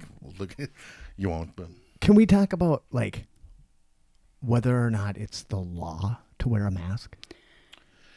no, it's not a lot, right? It's some kind of We have a fact checker here. But you can it's tricky because you can get charged with something. You can get charged with a misdemeanor. So Governor Walz made a executive order, and it's a mandate. Under the advisement, of Under the course, advisement. of the Minnesota Department of Health. Unfortunately, there's also another law in the books that says you cannot cover your face because you might be. Somebody just brought that the other day. You and might I'm be like, stealing or right, that trying to hide it's your illegal identity. to cover your face while Yes. you're driving. Now, while I you're think in a your emergency proclamation probably in the court of law would supersede that, but it confuses people who aren't, can't critically think. Are stupid. That can't critically think. Are stupid. Yeah. Dumb ones. Dummies. Okay. So when Governor Walz originally made the mandate, he said that if you refuse to wear a mask and you don't have We'll put you on a cattle car. Yeah, that was going to be a misdemeanor. Right? Petty misdemeanor. But as far as I know, nobody's been charged, or very few people have been charged. And I've even heard that local law enforcement is refusing to Even to stores give have been putting it citations. out that say, we are not, here's the mandate, but we are not going to ask you to follow it. And then also, there was a very big hole in the whole mask mandate saying if you can't wear a mask because you have something for some medical reason, then of course don't wear a mask. But with no definition of what that medical reason could, because there isn't in the mandate. I don't correct? think so. I also noticed right away that as soon as people, as soon as the mandate came up, and people were talking about it, they started talking about, how like for medical purposes and stuff, and they, and they can't make you prove it. So you could just tell them, I have a medical condition. Correct. So here's my thing about that. And then, and somebody actually was saying that a place of business does not have the right to ask you what's your medical. They did, yeah, but that's not true. They can ask you. They just can't make you prove it. But they so if can you tell wanted you to get the fuck out. Yes. That is true. And can refuse service to anybody. This drives me fucking crazy. People say all the time, I don't have to wear a mask into fucking Menards if I don't wanna. I don't know why everybody has a southern accent when they say that. But they're like, if I don't want to wear a mask, I don't have to wear a mask. They can't make Golly. it. And they're right. They're right. That fucking guy standing at the door at Menards can't make you do it. But he can tell you can't come in. Can't come in. Yeah. Yep. Without a law. Nope. Without a law. No. He could just say, they could make a rule that you have to wear a fucking blue t-shirt to go to Menards. And there could be a dude stand out there and say, I'm sorry, man, you can't come in, you don't have a blue t-shirt on. Well, I don't have to wear a blue t-shirt. And People think they have all kinds don't. of rights Right. on people on other people's private property. You know who has a right? Fucking Menards. They have a right. Right. It's their property. They can do whatever the fuck they want within the Over the reason of years law. bouncing, I've come into all kinds of different situations where people think that their rights trump the rights of the Supersedes. property owner. Even like somebody that wants to carry a gun in there, and I'm like, we don't do that. Yeah, here. you can't. Then they start arguing about their Second Amendment rights, and I'm like, your fucking Second Amendment rights do not supersede the rights of the property owner. Like, if the property owner does not want you to carry a gun here, you can't carry a gun here. You don't have a fucking, the Second Amendment does not mean that you can take it fucking anywhere, regardless of whatever, Right. and Try shit going, like that. getting into But the courtroom. or just into the little court- things like that. house. People always think that it's entitlement. People is. think people are so fucking entitled, and selfish and fucking childish. But what I was going to say about that whole, the people saying oh, you can just say that and people are advocating that. They were saying, well, just tell them that you have a medical condition. So I'm like, okay, so you would rather tell a lie than just put that fucking mask on? Yeah, So but it's Kyle- you're not you won't wear a mask, but you're comfortable being a fucking liar. Kyle, just they being do. dishonest about it. Everybody who doesn't have a mask does have a medical condition. It's called selfishness. They are selfish. They are and horrible they're people. suffering from selfishness, and they are they can't wear a mask. They're selfish. And if you Can't be done. if you say, I would have more respect for you if you say, I'm just not going to wear a mask, right? But if you got to lie, and you and make some shit up, You're a horrible person. Yeah. I mean, I that mean- said, End of story. That said, I did go and get one of those tubes that go up your nose so it looks like I'm using oxygen, so I can just walk around without a mask on. But I'm not Horrible. endorsing that. I'm just saying. And where are we not calling these people out? I mean, I just walk around in like a what do they call the when you're in the hospital and shit, the little robe or whatever with your ass With hanging your ass out. hanging out. I'm just gonna walk around with one of those, and I'll be like, yeah, clearly I have a medical condition. I do. My ass is hanging out. I think part of the problem is, and I think that Governor Walz needs to like patch this hole. They need to come out with a list of actual medical conditions, and you have to go to a doctor and get a thing. And then, man, I can just see people like, "You're gonna ask me for my papers?" Yeah. Why don't I just get it tattooed on me like my little Jew number? Actually, I think that you could just get it tattooed like your Jew number. That would be fine. And then we put you on the cattle car. But I also think they need to actually give people citations. well, and for because not if you're wearing not a going to do, if there's no consequence, If there's no it's consequence, about 2 weeks, and everybody will watch somebody do it, walk into the store, and not get in trouble, because it's and inconvenient. then it's just going to go. It's inconvenient to like. I just the other day I went to Caribou, went to grab my mask. Usually I wear it around my neck, but I just didn't, and I fucking didn't have my mask. I turned around, I drove home, I grabbed my mask, went back to Caribou, and got my fucking coffee because it was the right thing to do. And I am not a super nice human before I have my coffee. So you better not have been in my way on that where I don't really fucking run you over. You ain't gonna die of COVID. You die of a fucking big old land running your ass over. So, but I really do think they need to start giving people penalties. Because otherwise, it's not going to. One last thing about this fucking thing. I have seen on Facebook people going around and taking pictures of servers and bartenders and being like, not wearing masks, but just, touching their face or the mask is pulling Down on and agreed, definitely. But fuck, like, we are enough of the fucking culture, enough of the fucking virtual signaling. I mean, unless you're Kyle, and I mean, he's got a pass. He's got a virtual signal. I'm just virtuous. Everyone knows that about me. But that's shitty. That's shitty. These businesses, and the thing is you're. Well, and this is new. This is new. So sometimes, there's going to be some growing pains, and people are going to make mistakes and shit like that. Right. Like somebody like touching their fucking face during a shift when they're busting their ass is not the same thing as somebody lying to get into a fucking store because they have no fucking integrity and they don't give a fuck about other people. Pick your battles, people. Like, don't be an asshole.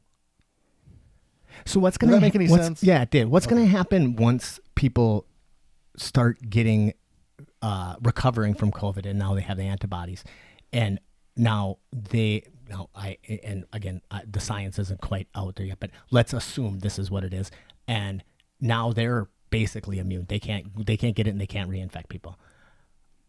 How are we going to identify those people? So the plan was, coming from China, Yellow the plan star? was A yellow star? something similar. Yeah, Star you in would the get belly. you would Star get a upon badge, or you ours. would get actually you'll be on your phone. You'd have an app, and it would say, "I've been tested." Can't happen in America, man, because they will say that would be like, they're I going know. to be tracking me, which that's kind of the whole point.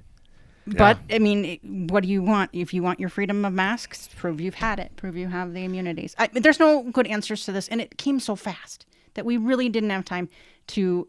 Even though we had money and time to work on this, and we chose not and to. then we ignored it at first too. Well, there was this thing that we used to, I don't know what it's called. It was like the viral response. Oh yeah, we've been trying to work on that, this for years, like- but money gets funding just gets. I remember cut. when that was Well, the thing. There was this president who decided it wasn't worth it and just got rid of it.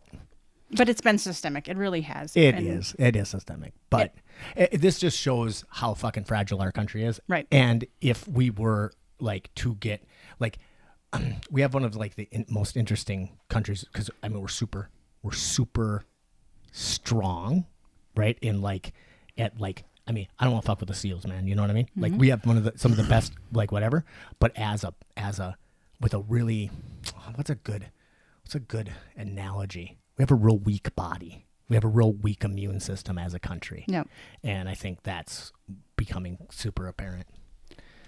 So anything else on your list? I got to pee, and we got to get to aliens. Kamala Harris. I did way too much fucking research to not actually have this conversation. So that whole that John Carlson is a great writer. He does he does the trivia for the brewery. Oh, okay. Yeah, For Roundhouse? yeah. Oh. Really smart guy. He was about to quit Facebook the other day, and I'm super glad he didn't because I love reading his stuff. He's a great writer. I highly recommend you find him on Facebook and add him. But he wrote about about one of the things that Joe Biden had to say about his choice in Kamala Harris. Like, why did he choose her? One of the things was like on race, you know, she will call him on stuff, basically, you know, like she will, you know, and she has been tough on him. She beat up on him during debates. And she has been very critical of him. That is one of the things that he cited that contributed to his decision, because she wasn't a fucking yes man. Right. You know, she's not some kind of fucking echo chamber. She's not some fucking cadaver in a suit like fucking like ridiculous ass Pence. You know, I also think he thought it was his daughter. You know, and her hair smells wonderful. But yeah, so just, you know, the fact that she can like put him in check on certain things and be tough on him and tell him no, you know, was an asset. Like, that's something that she brings to the table, and he liked that. That shows something that we haven't seen in a while. I agree. You know, that's something like, oh, you don't want to surround yourself with fucking yes men and sycophants and fucking, you know, all this ridiculous shit that's just going to tell you, yeah, you're doing great, when you're fucking like when shit's you know, like going downhill, you know, you're fucking managing this dumpster fire. And I really like that. I like that. I like what he had to say. I like what John wrote. And I like that Biden thinks like that. You know, I'm not a huge fucking Biden fan. He's like what my 8th choice or whatever. But there he is, you know, like I said, you know, I'd vote for fucking anything, you know, ahead of 45 right now. But yeah. So that's Well, John I'm gonna look more into her. I million didn't know times that much better about her, but like yeah. Well, I don't pay attention until it's certain. I saw this was great. Of course, from fucking redneck hell, I see somebody posted something. It was actually I like the guy personally that posted it, but it was why do people keep calling her African American? She's like her one of her parents was Jamaican, the other one was like Indian or whatever, and I'm like, so she's less African American because her black parent, like because his ancestor, Jamaica. like. So if you African Americans a silly like way to categorize people right. anyway, and I don't even like, think most black people like. If you're talking about black people, like I guarantee her ancestors came from Africa and Jamaica, actually part of the Americas, you know, and like she's an American now, so like in what way is she not? Right. She was born in America, right? Correct. Yeah. Correct. Because if vice president. I don't know about vice president. I know don't think president. you have to be vice president, but then what if You can't. Yeah. What happens when Joe dies in a couple of weeks? So her parents immigrated here. You know, she's the Okay, daughter of you know. Okay. Like Must be. They were from Jamaica Indian, or like whatever. Red Dot, Yeah. and as opposed to wah wah. Jesus Christ, Kyle. red Dot, not feather. Right. You know, I don't know. Whatever. Is that racist? Maybe I said something racist. I'm sure it won't be the first time. You know, I'm Nazi. right. It's exactly the same. It's exactly the same. Is anybody gonna fault me for that? Fuck no. But so Indian, Red Dot, and Jamaican. But just in case, keep saying Jamaican, it. You know, Their correct term is Asian. look at my dot when I'm talking to you. Oh my God! So you hear that they're turning all of something into 7-Elevens? Yeah, because they bought out. Which made me really happy because I don't like I Speedway. said something about that on Facebook. Like Speedway makes me feel like I'm doing coke and heroin at the same time. 7-Eleven I'm more comfortable with because like that's a, you know. So I'm in my staff meeting. That comes up, and this is not the one where we just say whatever. This is not the one where I buy bug assaults. Right. This is the one with the boss lady there, and I am just sitting there trying not to say, I think that's good. We don't have enough Indians in their town. Because I wanted this. I was like, he looks like a sodomite. Or a sodom, maybe. yeah, my internal editor He was like, fuck it. Let's be honest. I muted myself and then said did it. it? Oh, shit. Well, why don't you go to the bathroom and then All right. we'll talk some... Let's take a quick break. And when we get back, we're going to talk about aliens.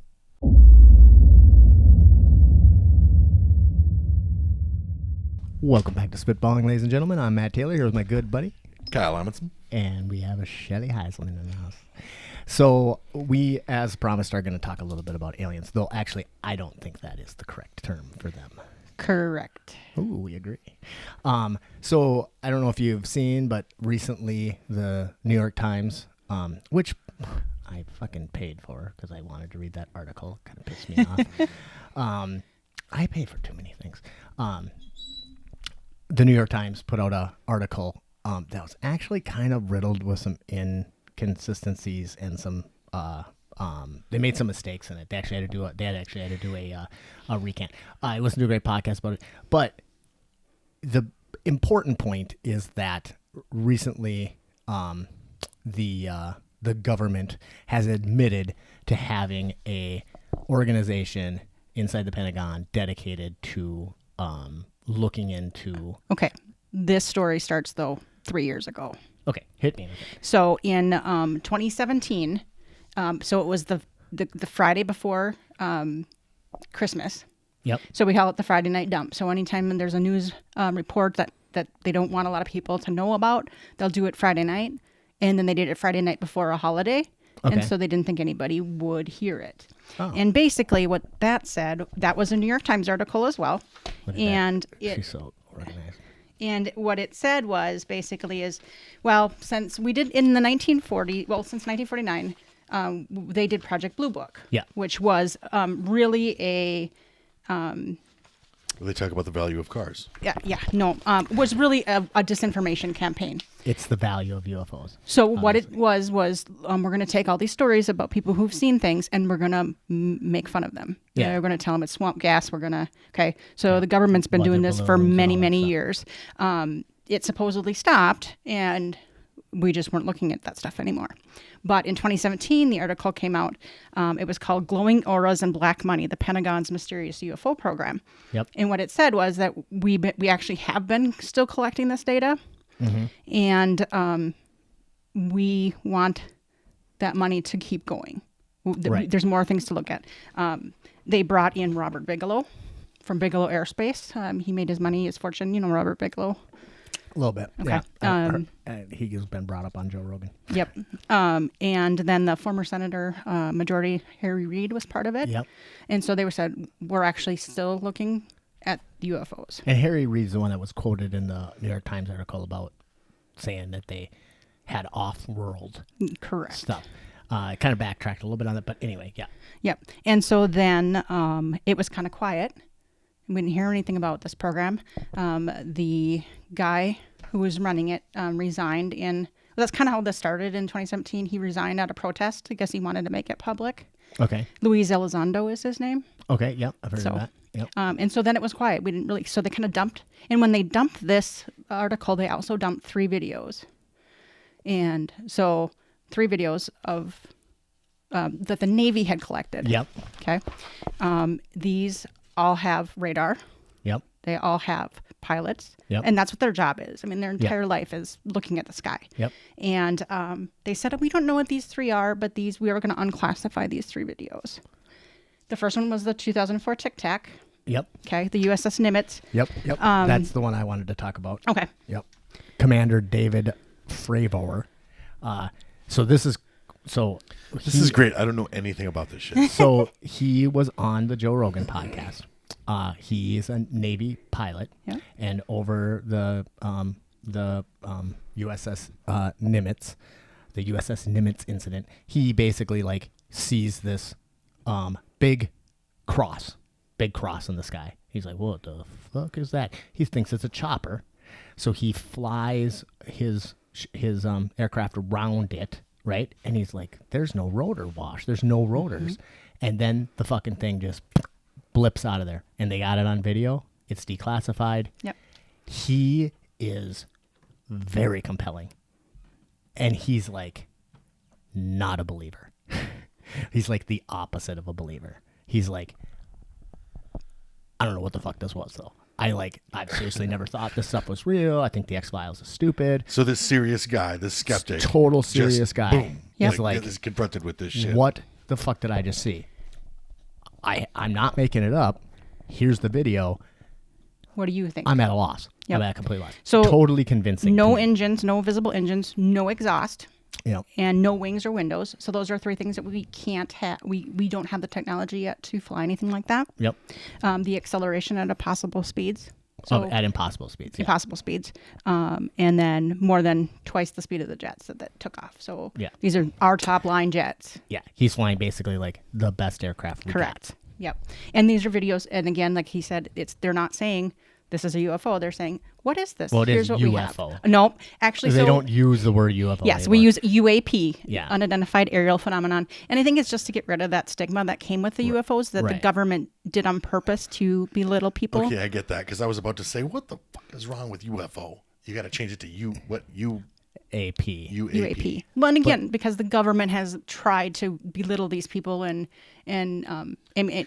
Gaslight the public, basically. The truth is, though, is a lot of them belittle themselves. That's the problem. True. Is that like part of that is on and purpose. part of that's on purpose, right? Yep. So you have these. What's that called when you have somebody who like comes into a ringer? protest? Yeah, that's another word for it. But somebody who comes into a protest, provocative, like agent provocateur. yeah, that's essentially what happened with the Project Blue Book. Is they would have like they would literally like fund people to like in New Mexico To talk about getting probed and to alien like stuff. put up like Yeah. like junk shops to like to hype up aliens, and it's pretty And I wanted to say this before I started, but we got too excited and got into this. Everything I'm stating is fact. So I have research data from reputable sources, New York Times. I am spitballing. Let's just make that clear. So I vetted these things, and if I do say something that is conjecture, I'll make sure that I indicate that. Okay. I will not. And I will make huge leaps. I so won't even be honest about the time I was probed by aliens. even in the 1990s, Paul Benowitz, the story of Paul Benowitz. So the government, he was a U.S. Air Force Special Investigation. Richard Doty was his name, and he literally fed this guy fake information Okay. and let him to. And he really thought, hey, I'm hearing about the aliens that this is happening now, and they basically pushed him to have a mental breakdown. So they've really gone way, way out of their way Correct. to fucking cover this shit up. Way out of their way. All right, it gets even worse I'm than going to that, though. rewatch all the X-Files. In 2001, in May, there was a press club, the National Press Club, and got together 20 retired officers, FAA officers, those people that we're talking about that have these videos, and they went to Congress and said, we need to hold a meeting, okay? We need to talk about what's going on in our airspace. Now, here's a conjecture piece. What happened in the fall of 2001? 9/11. Also, Peyton was conceived. Okay. Those two things. Thank you. I don't know if he's an alien, but I think he might be. And so there is some conjecture that in order to get the story off of what these very reputable people are asking for, that something might have been constructed. Right? That is Interesting. conjecture. Well, yeah. Okay. Because Right. actually, when I was going down the road of the Two Towers conspiracy theories, which I pretty much have, Like Sauron? yeah. Okay. That was always the thing that like, what would possibly be the motivation to like do it, but whatever. Okay, so keep going. And so, and I'm not a conspiracy Me theorist. either. I'm a Well- conspiracy. I enjoy the mental leaps that they make, how they connect A to B. So I B to listen to C. this podcast fairly often called stuff they don't want you to Yep. know. Yeah. And it's a really good podcast. I do too. They call it. They say conspiracy realists. Right. So it's like, yes, it's a conspiracy, but it's not a theory. Yeah. Like this is, and that's actually where I stole the whole conspiracy fact. Right. And our dad was involved in a conspiracy theory. So in the 50... Can't trust anything that guy says. 53, the Army sprayed Minneapolis with zinc cadmium sulfide Yeah. 61 times. And they told the people that they were testing a smoke screen to hide our cities from the bombs. So they thought, well, if we can hide our city, they were telling people we're putting a blanket over the city so that if the nuclear bombs come, they can't find us. What they were actually doing was testing how toxins would be spread in a biological attack. Oh. And so our dad was 7 when that happened. Also, Prince was very involved in getting this information out. So again, a conspiracy. Oh, the government's, testing us. Yeah. I know Turns that out was to be kind of tied fact. into the chemtrails Yep. thing. And all that's, that, I mean, which again, gets very, yeah. Yep. You, speaking of conspiracies, you read the book Chaos, right? Yes. Oh, so good. Yep. That's the one about Charles Manson that ends MK up Ultra. going, and the guy, I love it because the guy's like, and then it led to JFK. God damn it. Like he's like trying to fucking finish the book, but every time he gets to the point where he can publish, he uncovers something else and he has to go down that rabbit hole. And he's like, the last thing I want to do is touch JFK. Like that's the last thing I want to get into. But he's got to get into it. And it's fucking crazy. Yeah, it's a good book. It's And a great book. my 2 conspiracies that I do believe in, one is that there was more to the story of JFK. Without a doubt. Okay. And 2, that 4th plane on 9/11 was shot down by Americans. We took that plane out too. The one in Pennsylvania Yeah. or whatever? Yeah. Yeah, I think I've I've heard that. I don't know about the Pentagon plane being a fucking No, I don't blame any missile. of that. No. That was I just think that we knew that something bad was going to happen to that 4th plane, and we just took it out. Oh, I mean, I think it's a cooler idea that the people inside of it brought it down. Well, that's why. I That's liked what it. would be a great cover, It- because right. like you made heroes of these people, Right. Which I'm okay with that. Yeah. I'm totally okay. I understand either way. with the Yeah. government making the choice to shoot a plane down that whatever Has been weaponized. but and then to lie about it because they wanna lionize Right. the passengers. Fuck, that's cool. And I think they would have been But I heroes still either kind way. of like the idea of them being like, fuck that. Let's Yeah. Hold my beer. hold my beer. There were two other videos, and they weren't as in detail as as the Tic Tac one. Shoots. They call it Tic Tac. The Tic Tac is the first one, the Yeah, 'cause 2004 it Nimitz. looks It looks like a Tic Tic Tac. So it looks like a Tic Tac or it looks like a cross? What was it looks like a Tic Tac on the screen. Yeah. Because it's a whatever. But when you get close to it, it was a cross. Yeah. Gotcha. But I don't like you. I mean, Do you think it might have been Jesus? if you're really interested in it, and you really should be, I really suggest watching the Joe Rogan, and just type Joe Rogan, David Favor, Favor. It's a super awesome episode. Yep. I really liked the guy because like I said, he was straightforward. He is so funny because he said he used to fuck with people in New Mexico that were camping and stuff, because when his jet what they do, because they're supersonic, right? Mm-hmm. So you can't hear it until whatever. So he would go with lights off, no lights on, and everything, and he'd fly in silent, and then fucking light it up, and so it would look like a fucking spacecraft bursts out of nowhere, and then huge noise and shoots straight up in the air. He said, it was most fun. It was so fun. So he was, Actively. very cool guy. But he was like, he'd like literally fuck with people about aliens. And then he sees one and he's like, oh shit. Yeah. And the thing about these is that, again, on video, on radar, so they're Yep. physical things. The Go Fast video in 2015 had the Raytheon Advanced Forward-Looking FLIR. So the latest technology Yep. we have Yep. are capturing these. And then the gimbal video in 2015, which is the USS Roosevelt on the East Coast. Kind of the same deal. So I guess, like, I don't know anything about these. Tell me more. in summation, there's a shit pile of evidence that there are crafts that can do things that the most advanced Terrestrial. the advanced, but yeah, that the most advanced fucking airplanes and shit can't do. Correct. It's pretty much not debatable. That's even public knowledge In now. American airspace and usually over American military. Yeah. So Now, what about Bob Lazar? okay, so you have again these are facts. Yep. And then we have all this conjecture. So Bob Lazar worked. Says he worked at Area 51. There was an element that he worked with. Element 115. 115. Element 115. Unfortunately, everything about this person has either been fabricated or wiped. Right. So he says he went to college in I believe Yale or something like that. Got these degrees. Worked at Area 51. So he does a podcast with Joe Rogan, and I've listened to it 7 times. It's the best single podcast I've ever listened to in my life.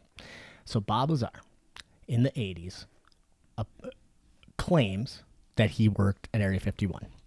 Actually S4, which is a subset of Area 51. And he said that he worked on alien spacecrafts, and his job and his team was to reverse engineer these spacecrafts to like figure out how the fuck they work, right? He wasn't there very long, and what happened was he had a really high security clearance, and he signed this agreement with the government basically saying you have the right to fucking monitor me in any way you want to. His wife was having an affair. They found out his wife was having an affair, and they pulled him from the project, but didn't tell him about it. They didn't tell him that his wife was having an affair. They just basically pulled him from the project, and he didn't know what was going on. And he got scared because he thought he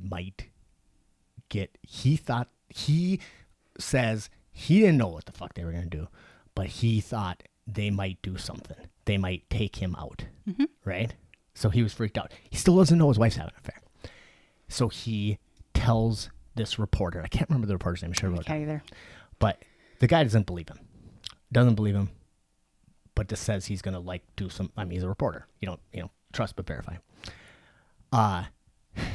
Nothing really happens. So Bob brings a couple of his buddies out to Area 51 to watch the spacecrafts because he knows the schedule of when they are test flying. The U.S. government is test flying these spacecrafts or versions of these spacecrafts. They do it a couple of times and they get busted. And then he goes to a fucking place, secret place. He has no idea where he is or whatever. They sit him down. They tell him his wife is having an affair. Great way to find out. And they erase him. There is no record of him going to school. The guy is an astrophysicist. He has tons of people remember him in school. He They just basically fucking erase his life in my opinion, and this is conjecture because Bob Lazar? Bob Lazar. Yep. Lazar. There is a Netflix documentary on it. It's not the best. It sucks balls. I couldn't even watch it. Perfect. It's not as long. It'll probably be my favorite. It's not even as long as the podcast. No. The podcast is way better. Because Joe, who everybody knows I fucking love and adore, just does a great job pulling all the information out of him. Now, a lot of people criticized Joe for doing a soft interview, and Joe said, "I didn't do an interview. I had a conversation. Yeah. I don't do fucking interviews. I'm not an interviewer. I had a conversation with a guy who I found incredibly credible. I find him credible too. He's never really made it. He's never tried to make any money off of this. He's da-da-da-da-da. There's just so many things that don't add up about it. But here's the thing that fucking is so crazy. This is the thing. Everything else, all of that's conjecture. But here is the real thing. He said he worked with an element called element 115. And that element was the fuel that they put in the alien spacecrafts, in the engine of the alien spacecraft that made it work. Okay? And he said that the way it worked was gravity. It was a gravity engine. Okay? Very interesting. Everybody was like, there's no element 115. That's fucking bullshit. Until, what was it, 2003, a Russian and American science team created element 115. It only has a shelf life of 0.65 seconds. So they created it and then it dies. So it goes away really quick. But that, to me, is like the smoking gun. He was like, I worked with this element. This is how it worked. Boom. All of a sudden, scientists find the element that he predicted in 1980. Mm-hmm. So that's everything else you say, government doesn't matter.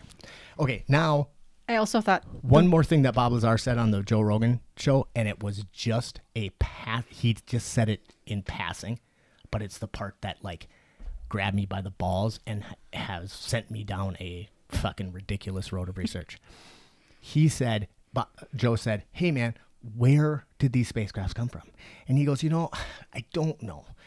They told me at one point told me it was planet Zigzag or whatever it was. He said, but you got to remember there's so many times that they tell you misinformation because they want you to know if they want to know if you leak that information. So if somebody, they'll tell me one thing, they'll tell this guy one thing. And if somebody on the street says there's alien spacecrafts come from Zimbabwe, they know where the I leak leaked. is. I was actually going to ask if these Yes. were from Wakanda. No. They're actually from New Mexico, but we'll get there. And then he says to Joe, but I know one of them was found in a archaeological dig. That's all he said. And Joe was like, whoa, dude, it's so crazy. Whoa. Right. And I have latched onto that thing. And we'll get to why that's important. Okay. So I don't know. One thing that they did find, actually, they found an old phone book from what was the group that got the atomic bomb together? Oh, the Blue Book. Manhattan Project. Project. He worked, because he was an astrophysicist, and he worked for a short time. He said he worked for a short time with the long after, in the 80s or whatever. Yeah. His name is in a phone book from that place. Like, So, they tried to, if he's true, if he's telling the truth, and they tried to scrub him very hard, or he's a plant. Yeah, no, I believe him 100%. But it doesn't matter. I'm not trying to convince you to believe him. Right. You go do your own research. I went down the rabbit hole. It was hard. It hurt. Yeah. Go down the rabbit hole. Just don't watch that stupid Netflix show. Yeah, It sucked. no. I mean, it didn't suck. It was good information, but it's done like a fucking America's Most Wanted shitty TV documentary kind of thing. It was boring. Yeah. Plus, I knew everything already. Right. Okay, so anything else on that? On spaceships, aliens, whatever? So again, like we said, yes, actually, so Marco Rubio came out a week or two ago. Yep. And he was on the TV. So, because what they're doing is they're putting together an act, the Intelligence Authorization Act. Yep. It's going to Congress, and what it's going to do is it's going to set up a task force, an unidentified aerial phenomena task force. They're going to be a classified version and an unclassified version. That unclassified version must be reported to the public in, I believe, 120 days. Yep. Okay. So we've got something like Marco Rubio is just saying, and he's said, they keep asking him, do you believe in aliens? He's like, what I'm saying is we have things flying in our government air force or government, airspace that we didn't build. We can't build. Right. So either the people we are not having a good time with, other countries, Russia or are whatever. leaps away from us, or there's something else we need to know. Right. So that is like Marco Rubio is saying that there are crafts that are outperforming American crafts, flying over American airspace, and we don't know what they are. So that we could just accept that as fact, right? that is now fact. Okay. And nobody seems to care. I mean, like I said, Well- this dropped in 2017, and people kind of went, "Oh, well, these videos are kind of cool." But the thing is, They is waited if a couple you- years. If you 2020 is the year to do it. I know. Well, If you want to be like, oh yeah, and by the way, we're being invaded by aliens, and people be like, well, I'm still not wearing a mask. I'm not gonna do it. So this is called disclosure. So the you know idea what? the government is. But you know what I think? This is 100% true. Mm-hmm. The coronavirus is a defense against alien invasion.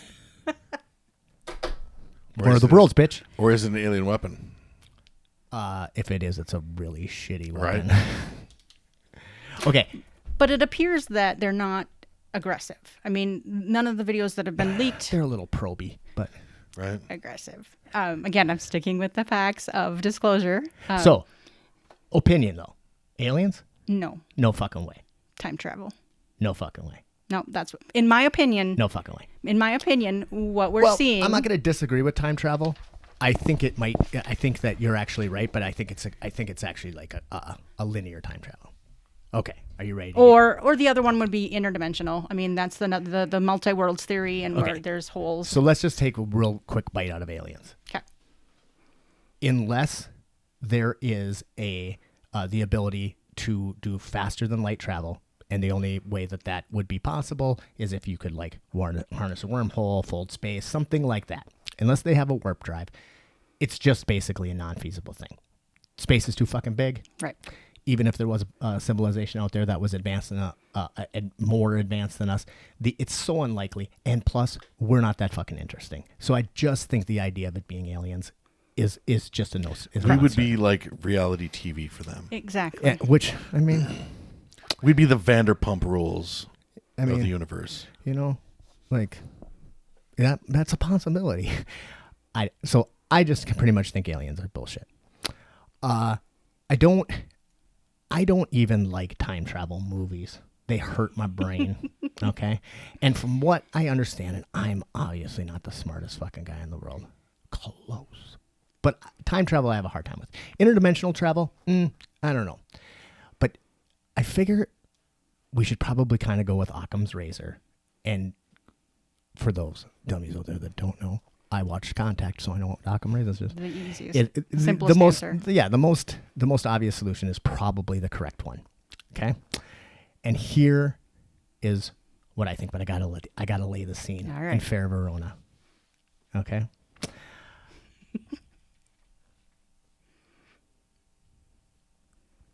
13,000 years ago, we had a massive change in our climate. Correct. That is Younger now. dryas. Yes, I just found that word out, bitch. I had to The be younger dryas period ended, and it was most likely caused by a fairly substantial comet hitting the Earth, causing the ice sheet to like basically vaporize. It was a mass extinction. 90% of the flora and fauna on the Earth died off. That something like that, right? I think that number is accurate. Of the big but fauna. Okay. the Spitballing big here. stuff. The big stuff died. Yeah, yes. actually, that's it. Yeah, Yes. 90% of the megafauna. Yes, correct. 90% of the megafauna. Your died. giant There- sloths and your Yep. So woolly that's where we mammoths, lost giant sloths. We lost woolly mammoths. We lost tigers, Siberian, Shaquille O'Neal. the saber-toothed tigers. saber-tooth tigers. Dire wolves. That fucking amazing Orcs. that amazing chicken. The the chicken raptor. Yeah. That was crazy. I can't remember what it's called. I used to watch this show with Peyton all the time when he was a kid, but and it was like in North America, but there was this fucking giant like Like an ostrich. ostrich, yeah. Yep. But it was like a killer No, ostrich. ostriches kill people all too, you know. But this thing was like Yeah. 8 But I feet know, tall yeah, and yeah. like I've it been was- bit by an ostrich. This was They're this awful. was They're this was terrible. basically like a fucking feathered velociraptor. You know, it was fucking badass. Okay, so now that's a huge die-off. Nothing compared to the dinosaur die-off, though. I mean, Right, yeah. that was like 99% of all life. all fauna. Okay, huge change. Humans have been roughly the same for how long?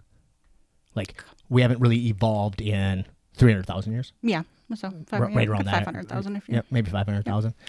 Just crawling around from cave to cave, all filthy with our "Make America Great" hats on. Yeah. Yes, that's exactly it. Okay, so we accept that as fact? Yes, that is also Okay. fact. All right. Now, there is some evidence, actually there's a substantial amount of evidence, that humans probably had a civilization, we're just going to say civilization, pre 13,000 years ago. Okay? Because as of right now, the going thing is that before 13,000 years ago, everybody was hunter-gatherers. There were no civilizations. And then what happened 10,000 years ago? What's the big change? The cities. Well, yeah, but what everybody talks about it. Oh, The agricultural revolution. Agricultural revolution. Mascot Carmen. pants. The agricultural revolution, right? Yep. 10,000 years ago. So that just happened, and we went from agricultural revolution to spaceships in 10,000 years. Okay? And I mean terrestrial spaceships. There's some evidence that there was a civilization pre 13,000 years ago. There's no cities. Correct. There's nothing like that. But there are a bunch of, well, Göbekli Tepe. yeah, Okay. Göbekli Tepe in Turkey. So let me. jump in there. Göbekli Tepe is a hunter-gatherer site. So we thought that if you were hunter-gatherers, you didn't build anything, you didn't stay anywhere, you didn't know anybody. Right. But Göbekli Tepe in Turkey was from that time, and it was kind of like a temple or a place that people gathered. Yep. And they put all the they had these big pies, so they built with stones. Yep. And they drew all the different animals. Yep. On there. A giant monolithic structure. Yes. Giant. And then they buried it. Right. And then we didn't find On out about purpose. it. On purpose. On purpose. So we don't have what you mean. This is 100% true. Yep. All speculation. Fact. Yep. Like why? Oh, they why did is it. speculation? But Absolutely. basically, But there are yes. these giant monoliths in Göbekli Tepe that predate that Younger Dryas that essentially were built. No idea how these ancient people did that, by the way. Correct. They were ginormous blocks of stone. And then once they got it done, or maybe they used it, we don't know, but then they just buried it. They backfilled it in. It's not a natural thing. They literally buried it. know that it was done with dirt. So is Taco Bell Tempe like completely like excavated? No. Like No, we only have about 10% Excavated or a so. little bit, and now it's halted because that part gets really weird because there's a lot of forces involved in it. There's one portion of people that want to dig it up. There's one portion of people that think that it should continue to be buried. They are called retarded. Those people are, and then there's all the political stuff. So no, it's 10% undone. I don't use that word, but I'm just going to say it's complicated. Fucktarded, libtarded. Retarded. I don't know which one. You said retarded. I like that one. the R It's one of word. my favorites. Okay. One of my faves. I tried to give it up, and then I realized I like it. It's a good word. Okay, anyway, don't want to debate that. Okay, now, quiz question, pretty good. All right. My friend Kristen called me out on using my use of the R word, and now I'm trying to strike it from my vocabulary. When It's a t-shirt. when was Antarctica discovered? That's a good question. It's not. It's early. It's late. I want to say 1700s, but I could be wrong. There's got to be a map somewhere. 1400s maybe. 1519. Okay.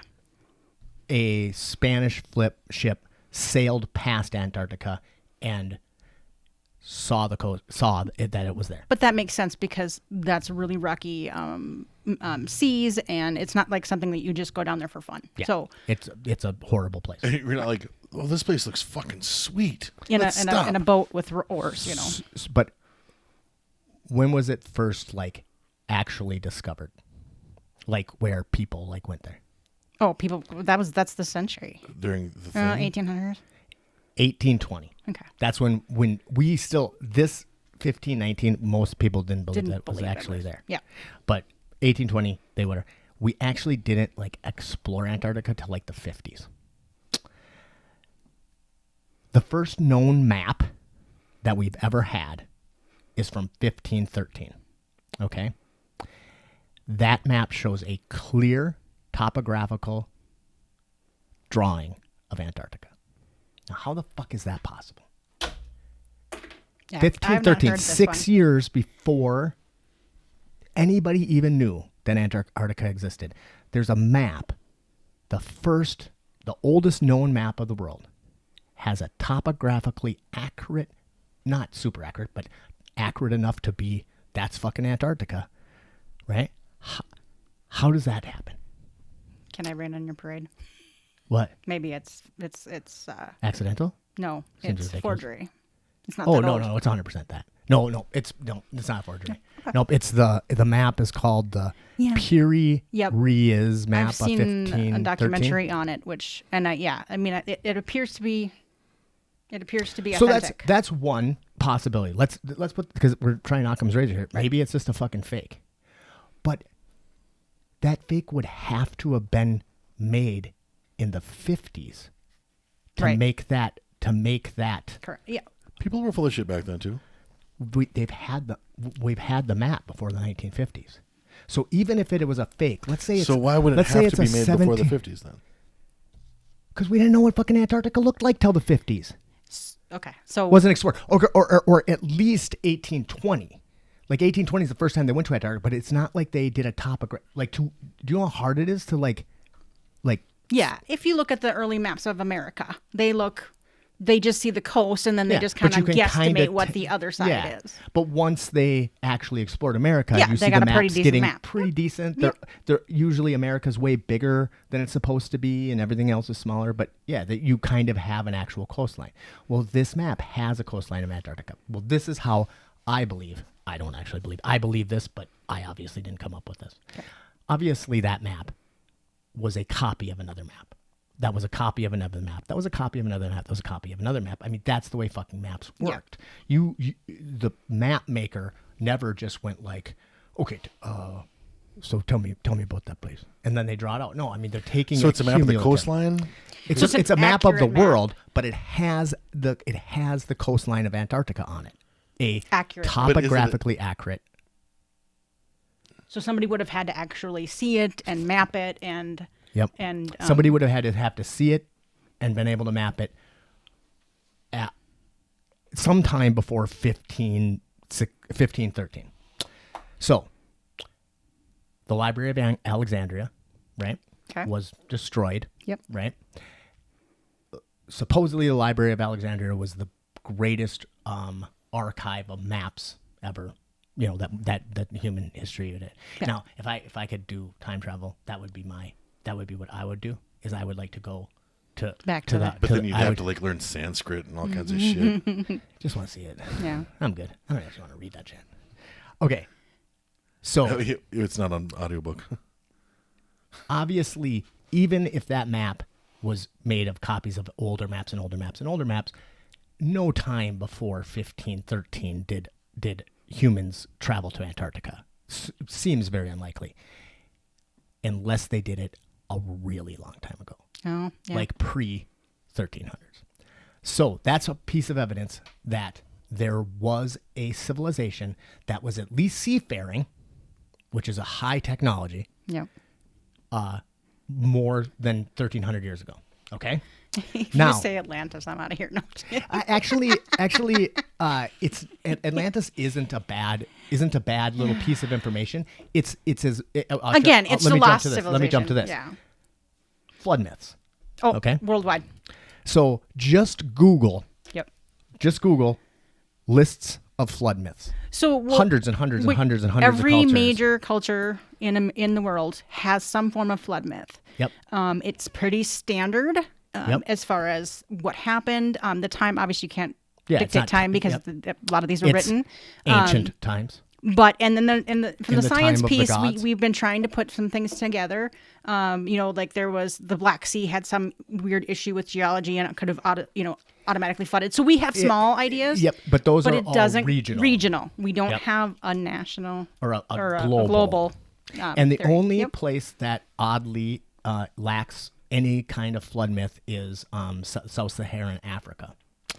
Now, perhaps those flood myths stem from the asteroidal impact 13,000 years ago. because Makes sense because that was a 50% global. of the population lives within 50 miles of the coastline. Yep. So And anything the that hit only, the ocean. one of the only places on Earth that wouldn't have really been subject to a huge amount of change, Sub-Saharan Sub-Saharan Africa. Africa. Okay, so I put Atlantis in the same category as flood myths.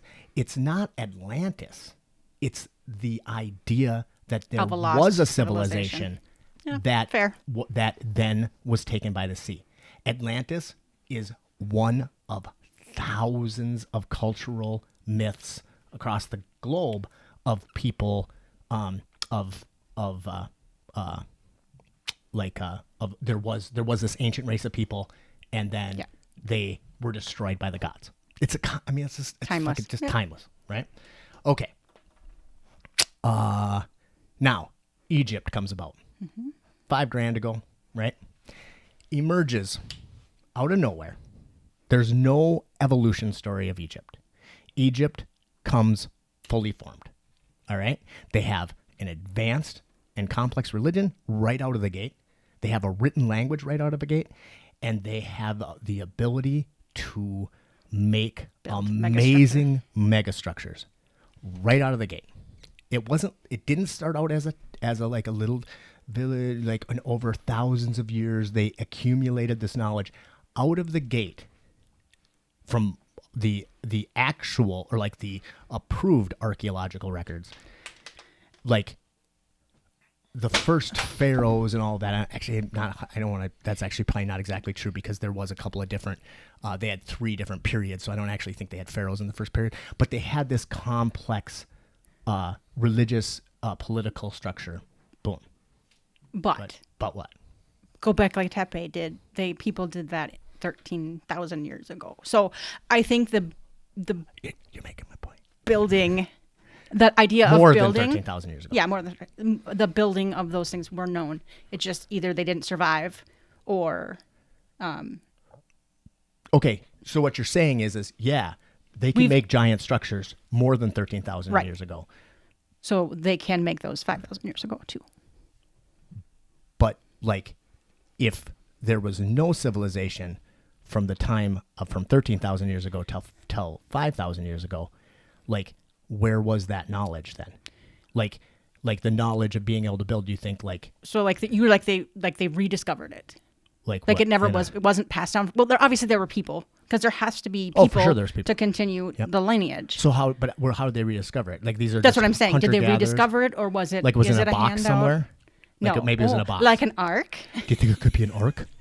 Actually, that's my next one. Okay, so pause for just 1 Yep. second. Okay, this is not the topic I thought we were going to talk Oh, about. I was okay? telling you where aliens came from. Okay, so just so you know, yeah, awesome. But I'm not fucking stopping. Okay, Right. so 5,000 years ago, Egypt comes out of Yep, the blue. bloops. Okay, obviously they found like a cooler in the middle of the desert. They opened it up and they were like, oh, here's the instructions on how to build a civilization, and bam, they just built it overnight. Wow, that's super great. So then, what was that one? Oh, okay, and now here's another one. Are you gonna tell me like hieroglyphs are actually ancient YouTube? they're emojis. We're Yeah, going back kinda. there. So, what about, as prevalent as flood myths are, talking to God is as prevalent in Almost all cultures. almost all Correct. cultures. Correct. There's a few, but But yeah, but we could say that at some point in the past, people had conversations with God that don't seem like they have them today. The Bible's riddled with them, but almost every culture does. The one culture that still does is the I wish I knew their names, but the people who take ayahuasca in South America. oh yeah, okay. Oh wait, but ahead. but there's also something called the bicameral mind. Have you heard of this? Yeah. Okay, so you know how you have that internal monologue, Yep. the son that says stop doing what you're doing, you're not Yep. supposed to be doing that kind of thing. That might not have. The theory is that might not have developed until later, and so when we thought we were hearing God talk to us, we were actually hearing ourselves. We just didn't realize. I we were have heard hearing that theory. God. I have heard that theory. Actually, Socrates, interestingly enough, talks about the voice in his head, and he said, "I don't always do what the voice in the head tells me to do, but I always do what it tells me not to do. And I so thought that was an interesting line. thinking back, like if you read the Iliad, which was written, and I don't remember, thousands of years ago, he does not talk about any inner thoughts. It's always what's so, there's some idea that the hearing of God may not be a Sure. But, I accept that, and I think that's even possible, that the hearing of God really was like in ancient times, especially when times where written language wasn't as prevalent. People had more inner dialogue, and and they personified that as God. But they also, without a did way more hallucinogenics in a spiritual manner. Correct. Okay. You also almost all cultures have some reference to hallucinogenics. Correct. But in like the Hindi culture in India, a lot of people who have schizophrenia, or when people talk to they hear voices. Yep. They do actually see that as a spiritual piece, and they think they're not afraid of the voices that talk to them because they're gods. Right. So in their culture, hearing voices isn't something negative, and so they might be still hearing. So does that make sense? Yeah, it does totally. I'm sorry, I have like this whole. I know.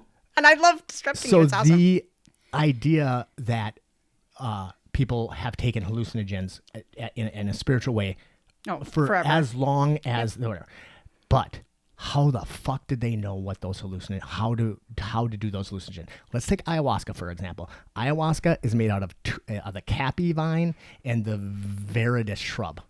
They grow 100 miles apart in the fucking. They're found in separate regions. So you're telling me that this incredibly spiritual ancient hallucinogen, they were like, okay, I want you to go over there and get me that shrub, and then I'm going to take this. I'm going to do this process that takes like fucking 5 days, but I got to do all this thing, and if I fuck it up, it might kill you. That tradition has been around for a very, very long time. And all across the world, it seems like people happen to know which fucking mushrooms make them high. And I find that to be another piece of this information. Okay, then just quickly about the ark, and then I'm going to get to my theory. And then we got Moses. You know that guy? Yes, Moses and the Ark, yep. Parts of the Red Sea and all that shit? Yep. All right. So it's the Reed Sea. So that's a misspelling. And doesn't matter. Doesn't matter. I'm going to distract you. Taking it just Okay. on Yes. face value, Yes. right? We know, and I have this fucking wonderful book. It's called, it's by Graham Hancock, Search for the Ark of the Covenant, I think it's called, or something like that. I have never been interested in anything about like the Bible story. This is so fucking interesting. So interesting. So this is all according essentially to the Bible, but the idea of it is that you have this guy who was born a Jew, a Hebrew at the time. He ends up becoming essentially like a prince of the Egyptian royalty, right? Super. It's the adoption trope, story. Yeah. Right. Yeah. It's you got baby found. Yeah, Cain and Abel. You got fucking Roma and Romeo. Yep, whatever. Romulus. Romulus and Remus. Yeah. Remus and Romulus. And then he like takes his people. He like frees them from bondage. Right. He goes. Now he's out in the desert. He parts the Red Sea. Right. And then that's where it gets interesting. He goes up in the mountain and he has a conversation with a burning bush and talks to God. And comes down with 20. No, he doesn't. No, I know. no. Have Yeah, you seen but that? 20, 10 commandments. But I love the that command. interesting part is that he has a talk with a burning bush. Yes. Which in many people's belief is a reference to hallucinogens. Now, he goes, like they wander around for a while. Then he goes back up onto this other mountain. 40 days and 40 nights. He toils away. He comes down with these commandments, with these 2 tablets. And really, that's kind of the way it went. It was just right out of Mel Brooks. He finds them all worshiping false idols, right? And he breaks them and says, fuck you guys. Like, this is I'm going to try to quote it exactly. Fuck you guys. I'm out of here.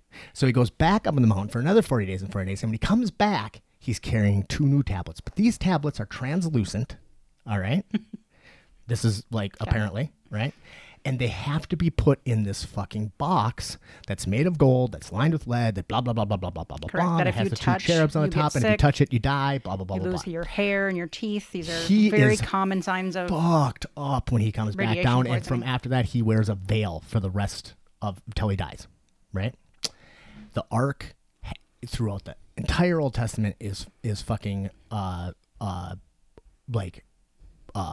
that thing is badass, man. It fucking shocks people. Does, yep. If you touch it, it kills you. The one time the enemies like decided they were going to steal the Ark, and it was so many of their fucking people died that they like begged the Hebrews to come and get it. They were like, please just take it.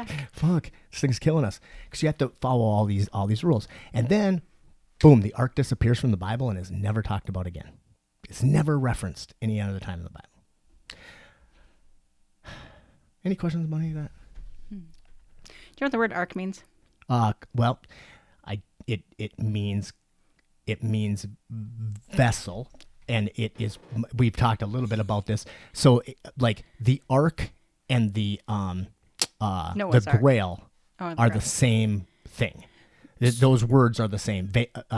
Grail and Ark. And container, and usually or Container, container of knowledge, if you want to push it. Yeah. Yeah. So really, in the Arthurian legends, when the knights were searching for the Grail, they're actually searching for the Ark. But it's very interchangeable. Not read Dan Brown's book. They were searching for Jesus's relatives, yeah. right? Yeah. Those books were You know, entertaining. but I gotcha. really. that first book was amazing. Oh, Sign and the Seal is actually the name of the first book. book was absolutely amazing, Dan Brown's book. But then every book after was exactly the same trope. It Actually- was the same, like the accidents that happen, or all the things happen. There's- Same line. Yeah, The I kind of last enjoyed, book of his was it I read- Agents and Da Vinci Demons Code, wasn't Angels bad, and but it was Demons? the same But, like, idea. So Yep. the last one that I read of Dan Brown, I really, really liked. It was about AI, and about a guy trying to like release a virus that was going to kill off half the humans. I don't want to wreck it because the end of it is really good. I really enjoyed it, but I think he's pretty much I think he's a clever, but not. I mean, you can't take anything he has. Whatever. I mean, he's clever. He's definitely clever. Any other questions? Here we go. Okay. I'm ready. Okay. Humans have been essentially the same things that we are right now. We're just as smart as we've ever been, Correct. right? Like I think actually we are getting stupider, but for the most part, humans have been the same. That's what happens when you fix your situation and you don't have all these natural predators and stuff anymore. Partially. Yep. Now, what's your biggest worry? Wearing a mask. Right. Yeah. But anyway, So I believe that a very long time ago, and I'm just going to throw a number out there, but I could be completely wrong.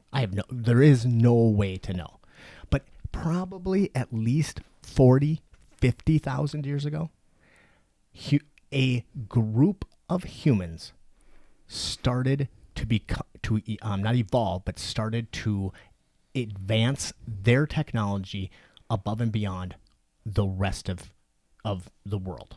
Okay? And I believe that the key to their advanced civilization is element 115. And they discovered the ability to manipulate gravity. Okay?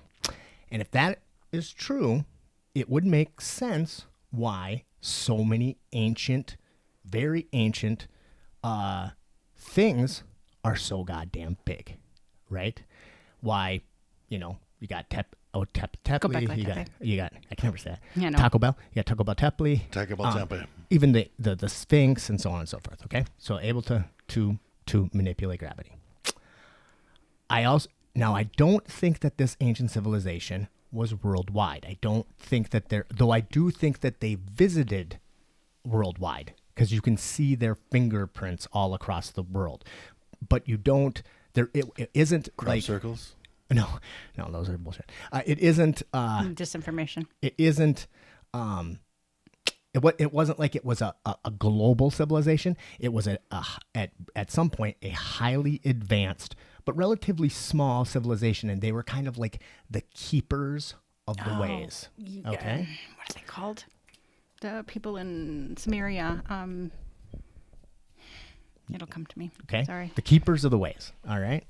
Now, what happened was they found out that there was a giant fucking comet cruising their way.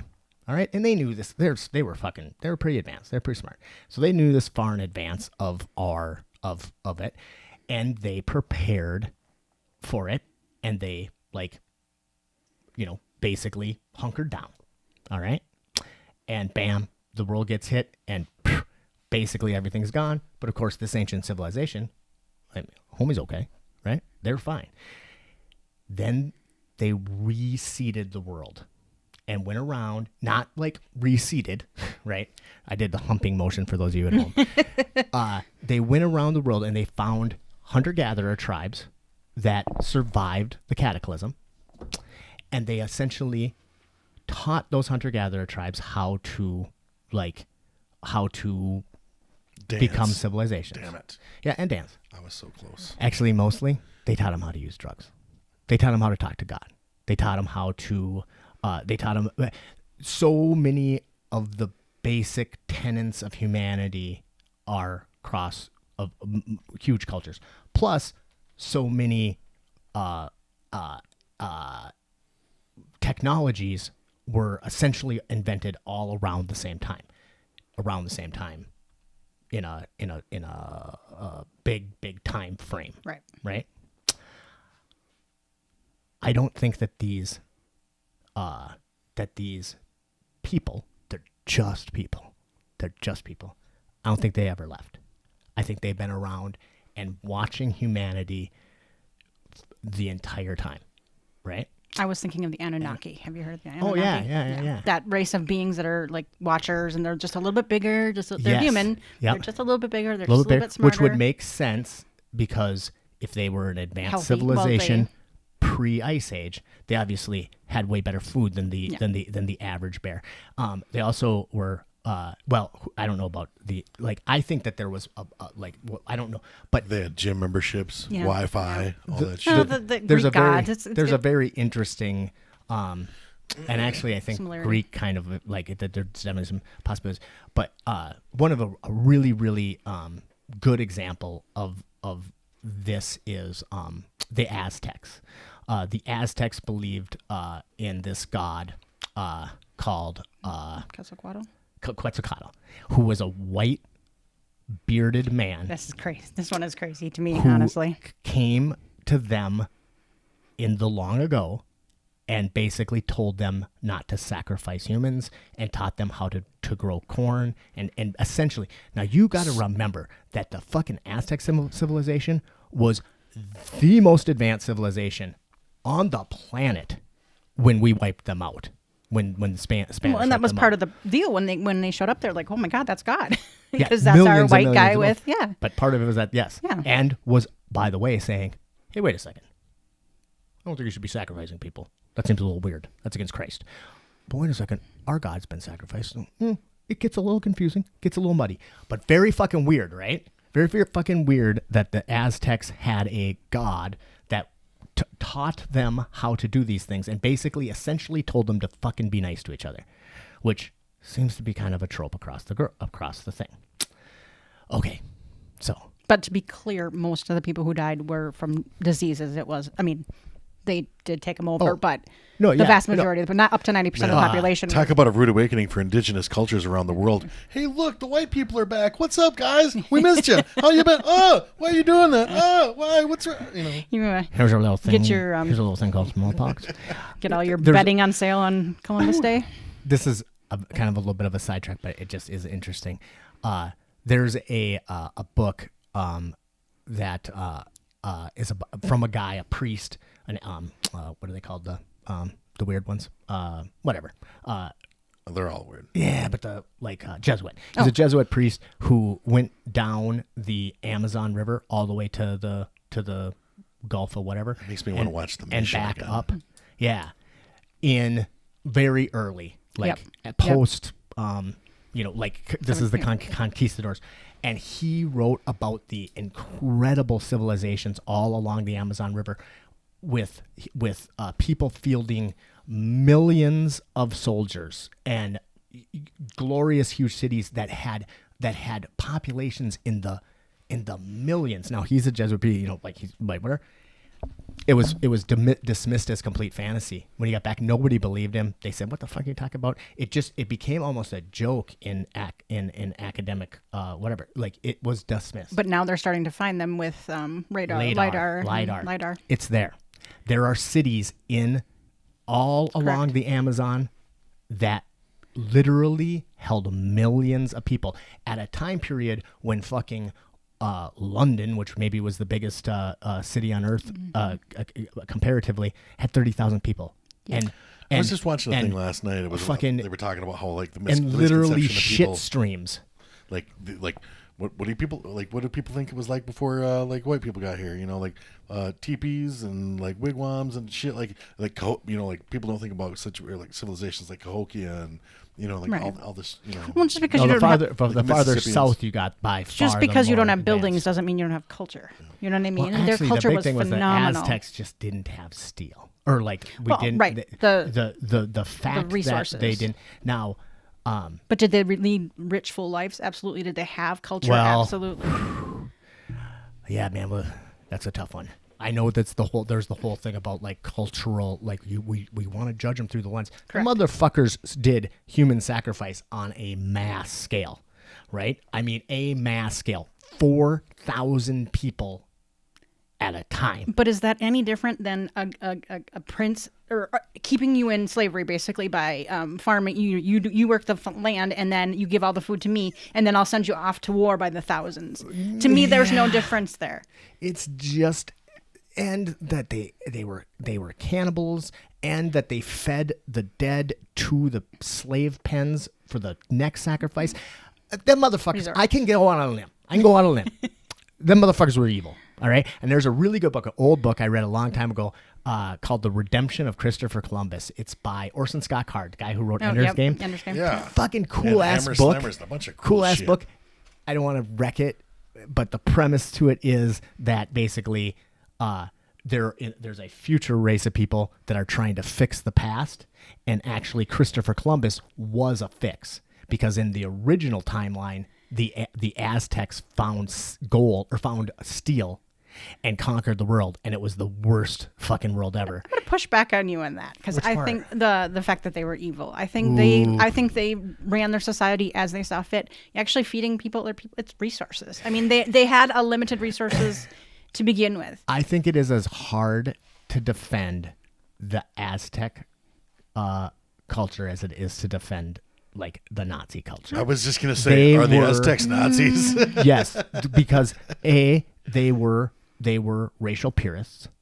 They were like, they were awful. But regardless, I don't care about the awful. All right. Like, we can have that debate another time. So I think that there is this cabal of people that have been like the keepers of the knowledge all through history. And I think that they have seeded secret societies that are part of that cabal, but they are not in on it. They have pieces of the whatever. The best example is the Knights Templar, stemming all the way back to Solomon's Temple. All of their doctrine weaves right into this whole idea that there is whatever. It's very, very it's a very direct line. Does that you go can right to the follow. Masons then? Yeah, Okay. essentially the Knights Templar became the Freemasons. For those of you who don't know, our grandfather was a 33rd degree Master Mason. Yeah, And was I telling cannot a join story. because I'm a female. Yeah, I'm a Tyler, so I can join. That means that my grandfather was a Mason. Yeah, but you can be in the shitty one. I can be the female, whatever it is. It's stupid. Stupid. The doves of the dumb. My intelligence has no impact on my gender. It's 2020. You're gonna ask a secret society to change their fucking Absolutely. right? Get with it. You realize this is a secret society, right? I don't know. Maybe yes, but that's a very interesting. And then And then the whole Moses connection. Moses maybe was one of the people that kind of not like an actual oldie. He wasn't an oldie. He was a conduit for an oldie. And I actually think that the whole Ten Commandments in the Ark was a fuck up. Like, it makes sense to me that he had this knowledge, but he didn't quite have it all put together. He went up there, it took him 40 days to come up with this thing, and it didn't fucking work, so he broke it. He goes back up there, he works another 40 days, comes back, is all fucked up, but he's made something that's pretty crazy, but the thing's fucked up. It shoots lightning at people, it kills people, it's all radioactive. He's got 115. The Ark also levitated all the time. Yep. He figured out element 115, but didn't do it right, and that's why the Ark was so devastating and so whatever, because those spaceships fly fine. Wow. So, aliens? I don't think so. Advanced civilizations? Pre-Ice Age? I'm 100% in. So are you saying that they live in our system? They live somewhere else, or they live here on Earth? Where's their base? Where's their base? It's a good question. I don't know. I could only give you a guess that there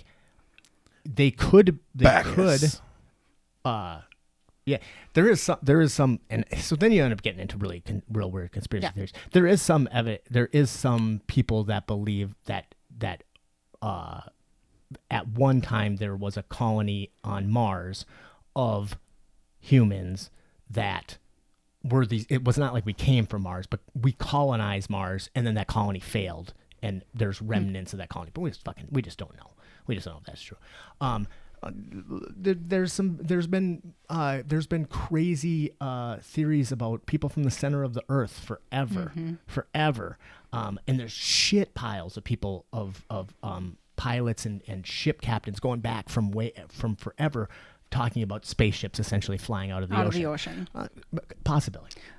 Maybe they're just under the ocean. Maybe they're not maybe they're not in the fucking center of the Earth, but maybe they're in a bubble under the ocean. I don't have that answer. But the idea of it being just us with a better technology than we have is a much more believable and viable option than they're fucking aliens.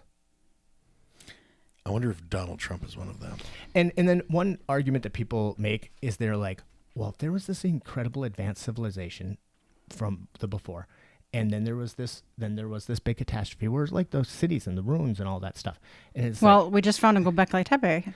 Right, which is an example. But that to me is more like a map. Like Göbekli Tepe. Taco Bell is more like a map that they left for us to uncover. But they're seeding our society all the time. I believe that there's whatever. And I also think that they're suppressing things that they don't necessarily want us to whatever. Suppression of knowledge. I don't think it's suppression of knowledge. I think more it's suppression of technology. But I don't know. I just don't know. That gets all over the place. Right. Though. But that's why I think that they're flying around. And here's the problem. I think that they are not as far advanced from us as they're no longer gods. That's why we're catching them on radar, and we're saying, hey, what the fuck are these things? This is the first time in that humans, and when I say first time, I mean, what have we been around? Advanced 100 years, 200 years. This is the first time where we've been in a place where we can actually even record it and comprehend it. Right. That it's possible that there's like forever it's just been a god. Now all of a sudden, what the fuck is going on with that? One of the interesting things about especially these 3 videos that they released are all Navy videos. Yep. And why is that? Why is the Navy giving out flying things? And that couple things. One, the Air Force, it is very common to be ridiculed and lose your job and be demoted or whatever if you say anything, that you see anything weird.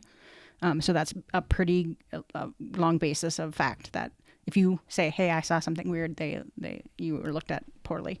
But maybe it is about the water. So is it that all 3 of these sightings have happened over water? Is there something to that? Yeah. And the other thing is like, why aren't there satellites and why haven't they released that? Not that there aren't. I mean, I'm sure that there aren't. I was But gonna why say, haven't it's they because released there satellites? is. Why haven't they? Doesn't mean they're released.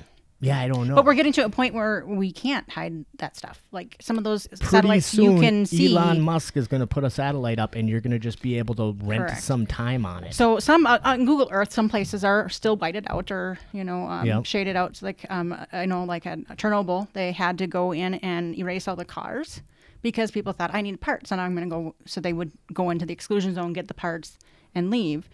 So they had to white them out on the satellite videos or photographs. So we can, until it's given out to Google, it just doesn't automatically go from the satellite to Google. Right. There's right.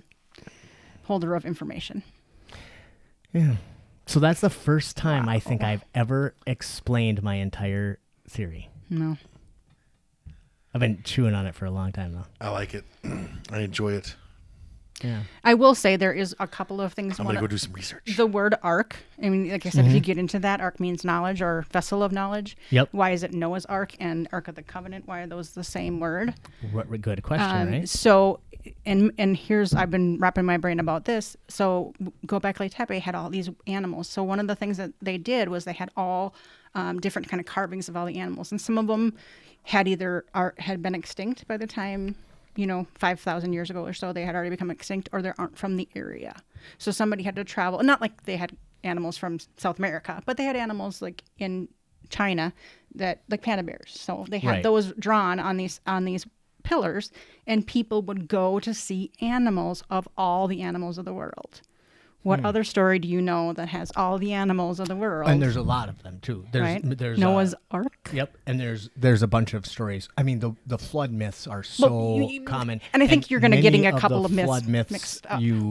There is a savior who reseeds. Essentially, if you think about just Noah's Ark, I mean, the idea is you have a savior that takes a pair of everything and then reseeds the earth. That's reseeds the population. I mean, like, at its nutshell, that's what it is, and that's essentially what most of those stories are.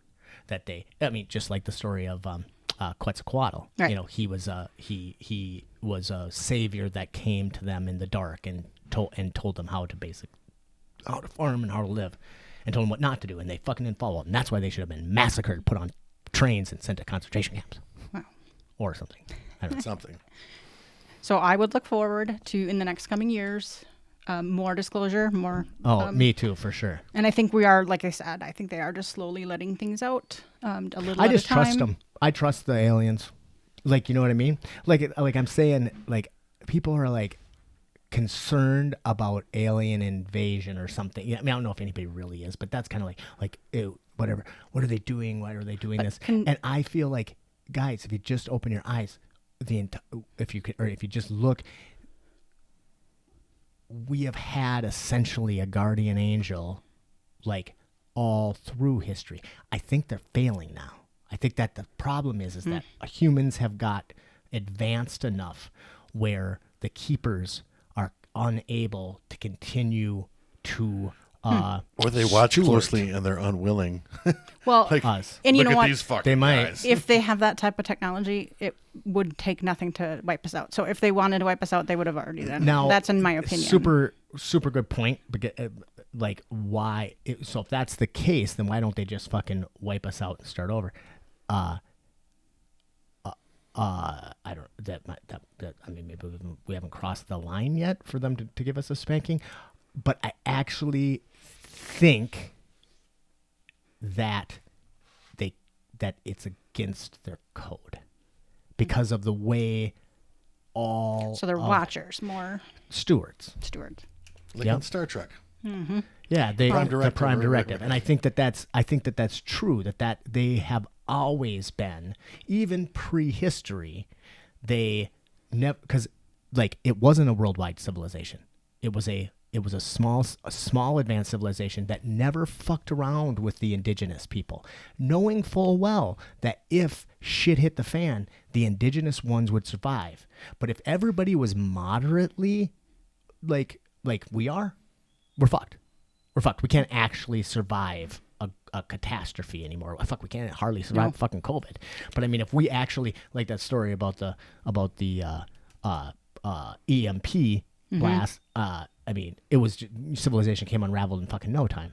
And it's weird because whenever you have really bad strife like that, like his point, and this book was probably 5 years old, it always comes back to fucking race wars. Like it's always about fucking white supremacy and shit. Like that always seems to like rear its ugly head when shit gets ugly. And it's like, what the fuck? And I kind of understand the psychology of tribing up. Like we, likes like, that's a real thing. We want stuff that looks like us, that acts like us, that talks like us. That's because that's how we evolved. That's how we survived. But it sucks that every time shit hits the fan, everybody reverts to that baboon. Yeah, that's a good comment. I think you are seeing a reversal of some moral issues in this time of strife, and I don't know if it's because people feel I don't know, it's completely wrong, but I don't know if it's because people feel unsettled and so they figure they need to reinforce their stance on race, or if it's that's exactly it. Whenever like that is that's a knee-jerk defense mechanism for humans whenever we're hungry, angry, lonely, tired, and is that the thing? Whenever we're that, we want to tribe up. Like whenever we get slapped in the pee-pee. But we have to stop that. There has to be okay, we're done now. We're not dealing with this anymore. This is where I think the Civil War comes in. If you've ever, there are some fundamental issues. Racism is wrong. End of story. There's no place in my world for racism. If we can't have that conversation, if we can't agree on some basics, then I think we're not in the same team. So this gets to be kind of a nuanced point, and I know so many people don't speak nuance. Sam Gibbons, I stole it from him, but I'm keeping it.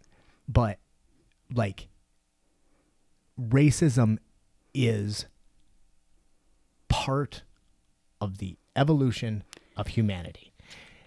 Yes. And actually, let's not say racism because it's not even about race. Us it's and about them. tribe. Yeah. Tribalism is an innate part of evolution that humans evolved. It is natural for us to tribe up.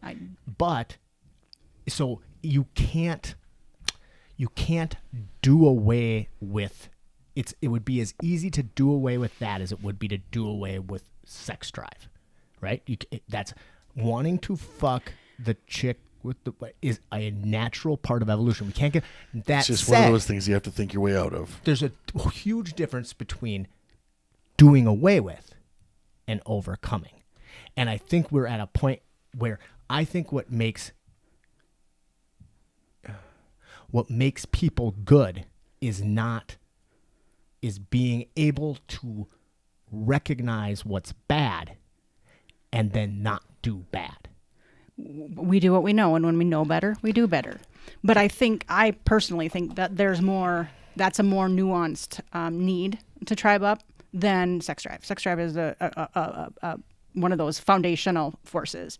When you're talking about who we like and who we dislike, those are more movable in the mind. Yeah. Once you're taught, it's all about education. Once you're taught the right thing, you do the right thing. So this is an interesting point that I just learned, or I just was listening to Jordan Peterson about, but he was talking about how we are not tested anymore, or very, very rarely tested anymore. And the example that's always used is if you were that guard in that concentration camp and they were telling you to put those people on train or whatever, you automatically think, no fucking way. I'm a good person. I would never do that. But that is probably bullshit. The fact is, most good people will do horrific, awful things if they're put in a position where they don't, not necessarily, because you can stand up, you can say, fuck, I'm not going to do that, but you're going to pay consequences. Correct. Well, even the things like rioting and stuff like that, people are like, how can they do that? And I'm like, have you ever been in like a mob of people, like, and everybody's wilding out? What was your line? Like, I'm one something short of. Oh, when I was talking about like the guys like lynching the fucking like that thing. I don't know. You had a clever line, like I'm one. one person short of throwing something through a window. I don't remember what you said, but Gotcha. it's like, but I get it. Yeah. It's like we I don't remember the line. think we're better than we are because we're not put in positions where we have to. But if you were that concentration camp person, if you didn't do what they told you to, you would be shot and killed. That's right. So That's the point. that's a life-threatening dilemma. But if you ask 100 people whether or not they would do it, all of them would take the high ground. Correct. The truth is, taking the high ground is fucking hard as hell when there are consequences involved. Well, and then you get into that situation where where people like understand like what's right and wrong. Like look at racism. If you can ask a lot of people like how racist they are and shit like that. Nobody's going to admit to being racist. But you have to get to that because they don't understand what that is. I don't even know if it's admit. They many, and we talked about it with Ace. People don't think they're racist. No, not at all. But it's the little behaviors. It's the stuff that comes out if you once you start picking them apart, then you find that shit because but people are so dishonest with themselves. Right. It requires a certain amount of introspection to uncover these shitty behaviors and stuff like that, these shitty patterns, and then do something about it. And even what's it called? Actualization. Awareness? Deception. Self-deception. Oh, yeah. Oh, gotcha. That's an evolved trait. We're one of the that is something that we excel at. Believing we are right regardless of how fucking wrong we are. And it's a trait that we can choose to overcome. And I guess if you looking at the riots, they're in a position of powerlessness. Yes. They cannot do anything. So in fact, doing something actually is them standing up. It just doesn't come out nice. It doesn't come out in a nice, clean, societal way. They might not have looting, the power. Asshole. Looting changes No. it. But there are horrible people in the world, and there are people who say, I'm clearly racist. This is my belief. I don't want to change. Those people I have more respect for than people who I definitely have more respect for somebody who is this I believe. Just say it, man. Stand up for it if they believe in it. Great movie about it was American History X. Yeah. Such a good movie. You didn't like it? Oh, I fucking love that movie. I love that movie. But it's what's his name? Edward Norton. Plays this guy who is a fucking rabid Nazi, and ends up basically putting a couple of guys in the hospital, and ends up going to prison, and essentially fucking finds out that his black friend, co-inmate is just human, and essentially, I mean, he's like, you know what? There are literally shitty people in every group of people, and most people are pretty decent. I mean, that's the message. I fucking love the movie, but it was just interesting because you can. Just because somebody believes a thing, even if that thing is horrible, that doesn't make that person bad. It makes that person wrong.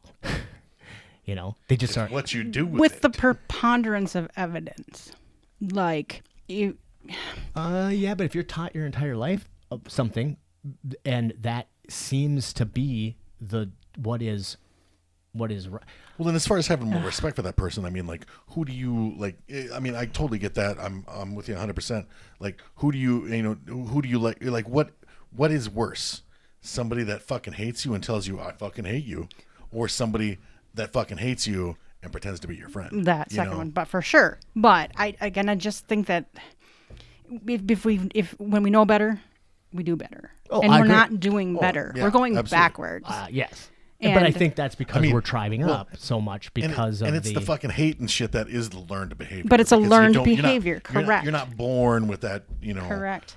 Well, you're not born with that hatred. In this, I have the right to my opinion.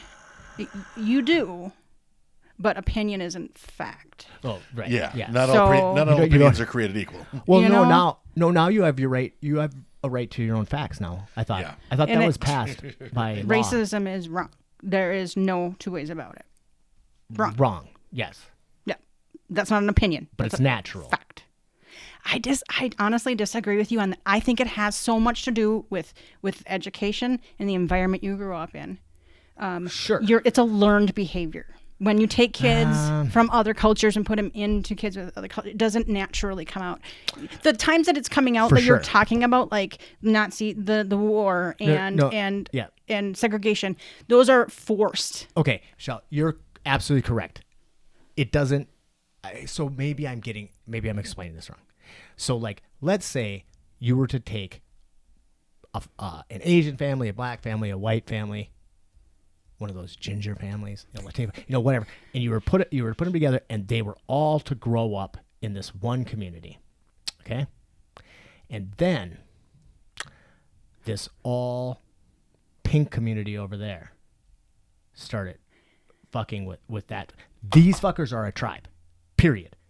It doesn't matter what. It's not about race. But that's not a biological thing. It is a biological thing. I don't think it is. We as a species have a innate instinct to tribe up, and our job as modern humans is to fight against that instinct, because the instinct is not incorrect. It served us. It just doesn't serve us now. I think it's strangers. Yeah, that exactly. we're afraid of, not like. That's exactly what they are, as strangers. Yeah. And because it's what's the number? 150? What's the number of people you can hold? Oh, yeah. It's like 150, 200, whatever it is. That is a, you don't know what I'm talking about? You can only have close number? relationships with a finite number of people. And You're just it's not physically very able to many. do it. It's like 150. And everybody who's outside of that is essentially dead to you.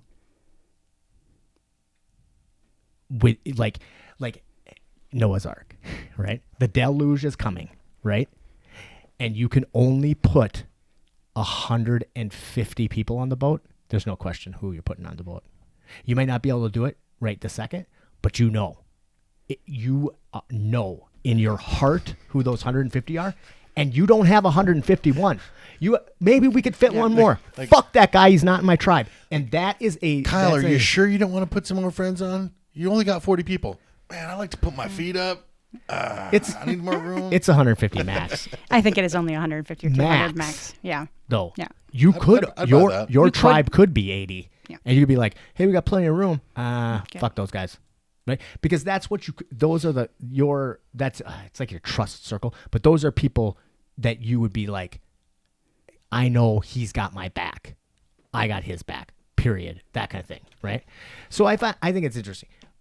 But I think our job as modern humans is to fight against our worst impulses. Our worst impulses. Like in many cases, our people natural think that I'm a good person instincts. because of shit that I do, and I'm like, no, I'm a fucking horrible person. I have horrible instincts.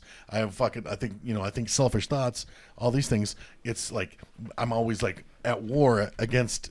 What is it? The gentler demon, or what is it? The lesser of two evils, kind of. No, yeah, but there's a something demons of a person's nature. What is it? I'm forgetting. It's your inner fuck stick. But like I'm always like telling myself that'd be fucked up. Don't do that. Like that's our job. That's what we're supposed to be doing. I've been doing this exercise lately, trying to put myself just mentally into a situation and think about what it would take for me to actually like whatever. It was a practice that Professor Peterson was talking about. It's like taking this time to kind of meditate on, if you were in this situation, what would it take for you to do this? And I mean, man, it don't take a whole lot. Like talking about like eating humans. Pff, I mean, day one, it's okay. I'm butchering, So like, which in this context, like, but I'm certainly not doing it inside my tribe. You know what I mean? I'm going to Walmart. Well, most people, like in the Papua New Guinea, they did eat their loved ones. That was their way of keeping their memories. That's a cannibalism, though. That's a different thing. Because that's like even like the whole, there is actually there's only a few cultures that, I mean, probably hundreds, but like small number comparatively that actually did do cannibalism. And it's almost always demonified by everybody else. The example Demonized. demonized. Thank you. Yeah, it's a taboo. The example I just was thinking about is the God damn it, the Indians from Texas, the Comanche. The Comanche were badass, fucking super duper badass. They almost had no culture at all. They didn't. They had no religion. They were They kind of. They had a technology, the horse. They like discovered the horse essentially and became just fucking badasses. But they were really, really oppressed by everybody else before, and then they all of a sudden became the kings of this area. But they loathed the other Indians because they fucking ate human flesh. And if they could find them, they kill them. They were like the worst. But that's actually an animal instinct. And talking about instincts, like doesn't eat like. Most animals will not eat their own kind because they carry diseases. So that's a natural phobia. And usually only when it's where mad cow's disease comes from, or chronic waste disease. Crazy story about mad cow disease. I get Botox injections for my migraines. And every 3 months, and I have to sign a form saying that I won't sue the doctor if I get mad cow, because they use human albumin to keep the Botox flowing. And so I can't donate blood, and I can't sue my doctor if I get mad cow disease. Huh? It's crazy. If you get mad cow disease, I will not eat you. Okay. No matter how bad it gets. And, mad cow disease. Those prion diseases are fucking crazy. Crazy, and you cannot kill them. So you can't burn them with flame. You can't. Yeah, like you literally have to throw away the tools you used on that body because you cannot kill. It doesn't have DNA. Everything we have to clean stuff kills DNA. Yeah, it's a protein. Yeah, so like chronic waste disease. If like a fucking this is one that is pretty interesting. Like when people start thinking about like COVID, everybody has said, and I think I've been victim to it too, is that I just am not seeing the cases. I'm hearing about it, but I'm not actually seeing it. But that's the thing about a virus or any contagion, it grows exponentially. So, or not any actually, because it has to have a factor of 2 or whatever. But Corona does, so it grows exponentially. So if you have the pond and there's 1 lily pad on the pond one day, and then there's 2 lily pads on the pond next day, and then there's 4 lily pads on the pond next day, how many days does it take for the lake to be half covered with lily pads? I think it's like 30 days. Isn't it? Whatever the answer is, it's arbitrary. Okay, so 30 days it's half covered with lily pads. 31 days it's entirely covered with lily pads. That's exponential growth, and that's hard for people. It does take time but then when it starts to go, it goes. But the chronic waste disease is just interesting because you got a fucking deer walking around with chronic waste disease, and it's eating grass or whatever, and those proteins get on the grass. 7 years later, another fucking deer comes by and eats that grass. It gets chronic waste disease.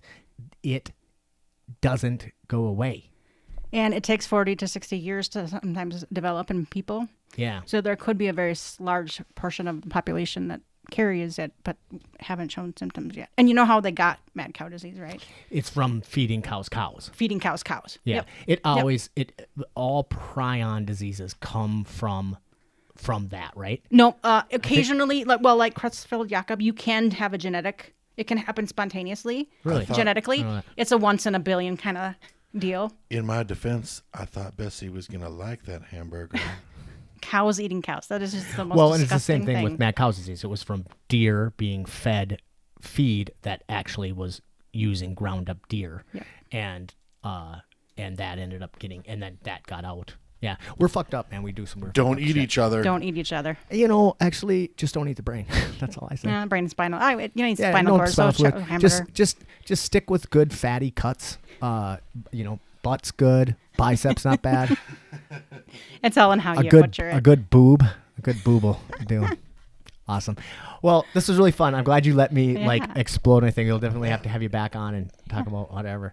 What was one time we were going to debate something that you said we wanted to debate? I said, that'd be a good show, and then I don't remember what happened. I don't know. Might be education something. Well, and Shelly, we really appreciate that you watch all the time and you keep us, but also we like the corrections. We like to know one per show. I promise. We can take. I don't mind. You can just sit there and fucking get us off. Fact check by Shelly. Yeah, I enjoy watching it. It's fun. So. Good. Yeah, I wonder how you'll watching this one. I don't know. I'll be nervous because I'm a dork. So you're the Kamala Harris to our Joe Biden. I want to dress up, but I wore my Egg Shen's 6 Demon bag from Wind, Fire, and all that. I don't know what the fuck it is. It's Big Trouble in China. China. Trouble in China. See, I'm less of a Big Trouble in Little China. Oh my than god, Kyle I know is. that word. I word. Yeah. I didn't wear Sounds anything. I wore my 9th Street social sweatshirt that Rob gave me the other day. But I like these things. They're kind of That's great. Cool. Yeah. Does he have any great big ones like XXX? I don't know if they can. I don't know if there's that much fabric. Fucking people are gonna have to go clothless out there. All right. Well, thanks for tuning in. And I'm going to tell you right now because I know what song we're going to do because we were talking about Pocahontas earlier. Yeah. And the song I'm going to take you out with, again, I've been kind of getting away getting away from doing local ones. It's not that I'm running out. There's so many of them, but I keep on thinking of great songs I want to play. And this is by a kid. He's a YouTube sensation. And the song is about, it's a Disney. It's what would happen if Disney endings were realistic. And so it's one of my favorites. Check it out, and we will see you guys next week.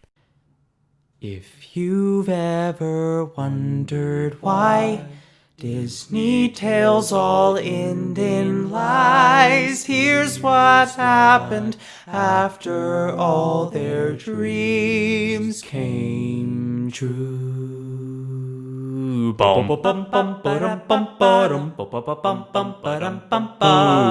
loved being princess down in this beautiful ocean blue, but mermaids are going missing. They end up in someone's stew. So just try to put yourself into somebody else's gills.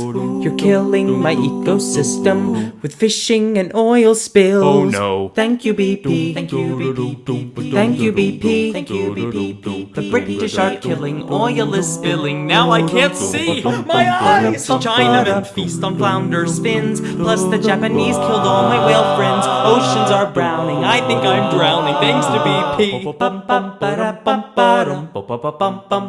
You suck.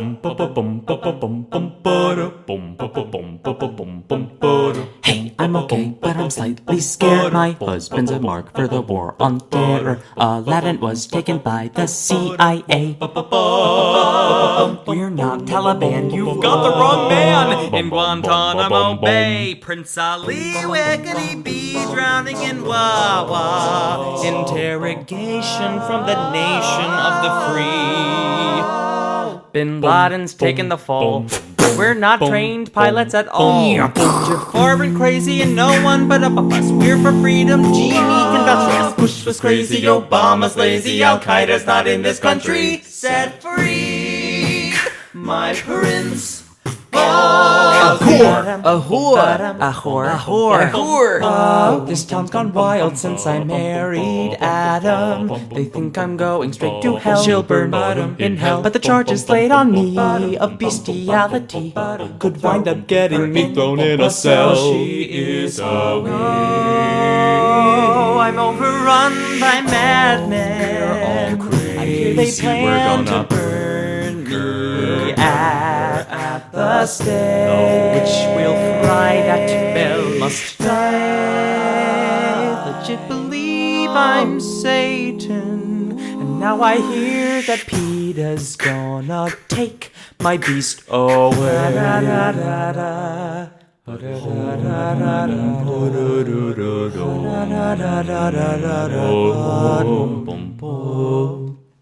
John Smith traveled back to England, I helped my people cultivate the fields. More English, French, and Spaniards came to visit, and they greeted us with guns and germs and steel. They forced us into unknown lands of exile.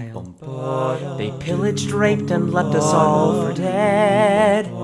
So now I'm far more liberal with a weapon when I separate their bodies from their heads. White. What? Have you ever held the entrails of an English guy, or bit the beating hearts of Spanish men? Can you shoot an arrow in some French guy's eyeball? Sacre bleu! Can you paint with the red colors in these men? Adios, amigos. I can murder if I please, 'cause I'm dying of disease. I can paint with the red colors in these men. Thanks to BP, where's Prince Ali? Bestiality. I've got STD. Whoa, whoa, whoa, whoa, whoa.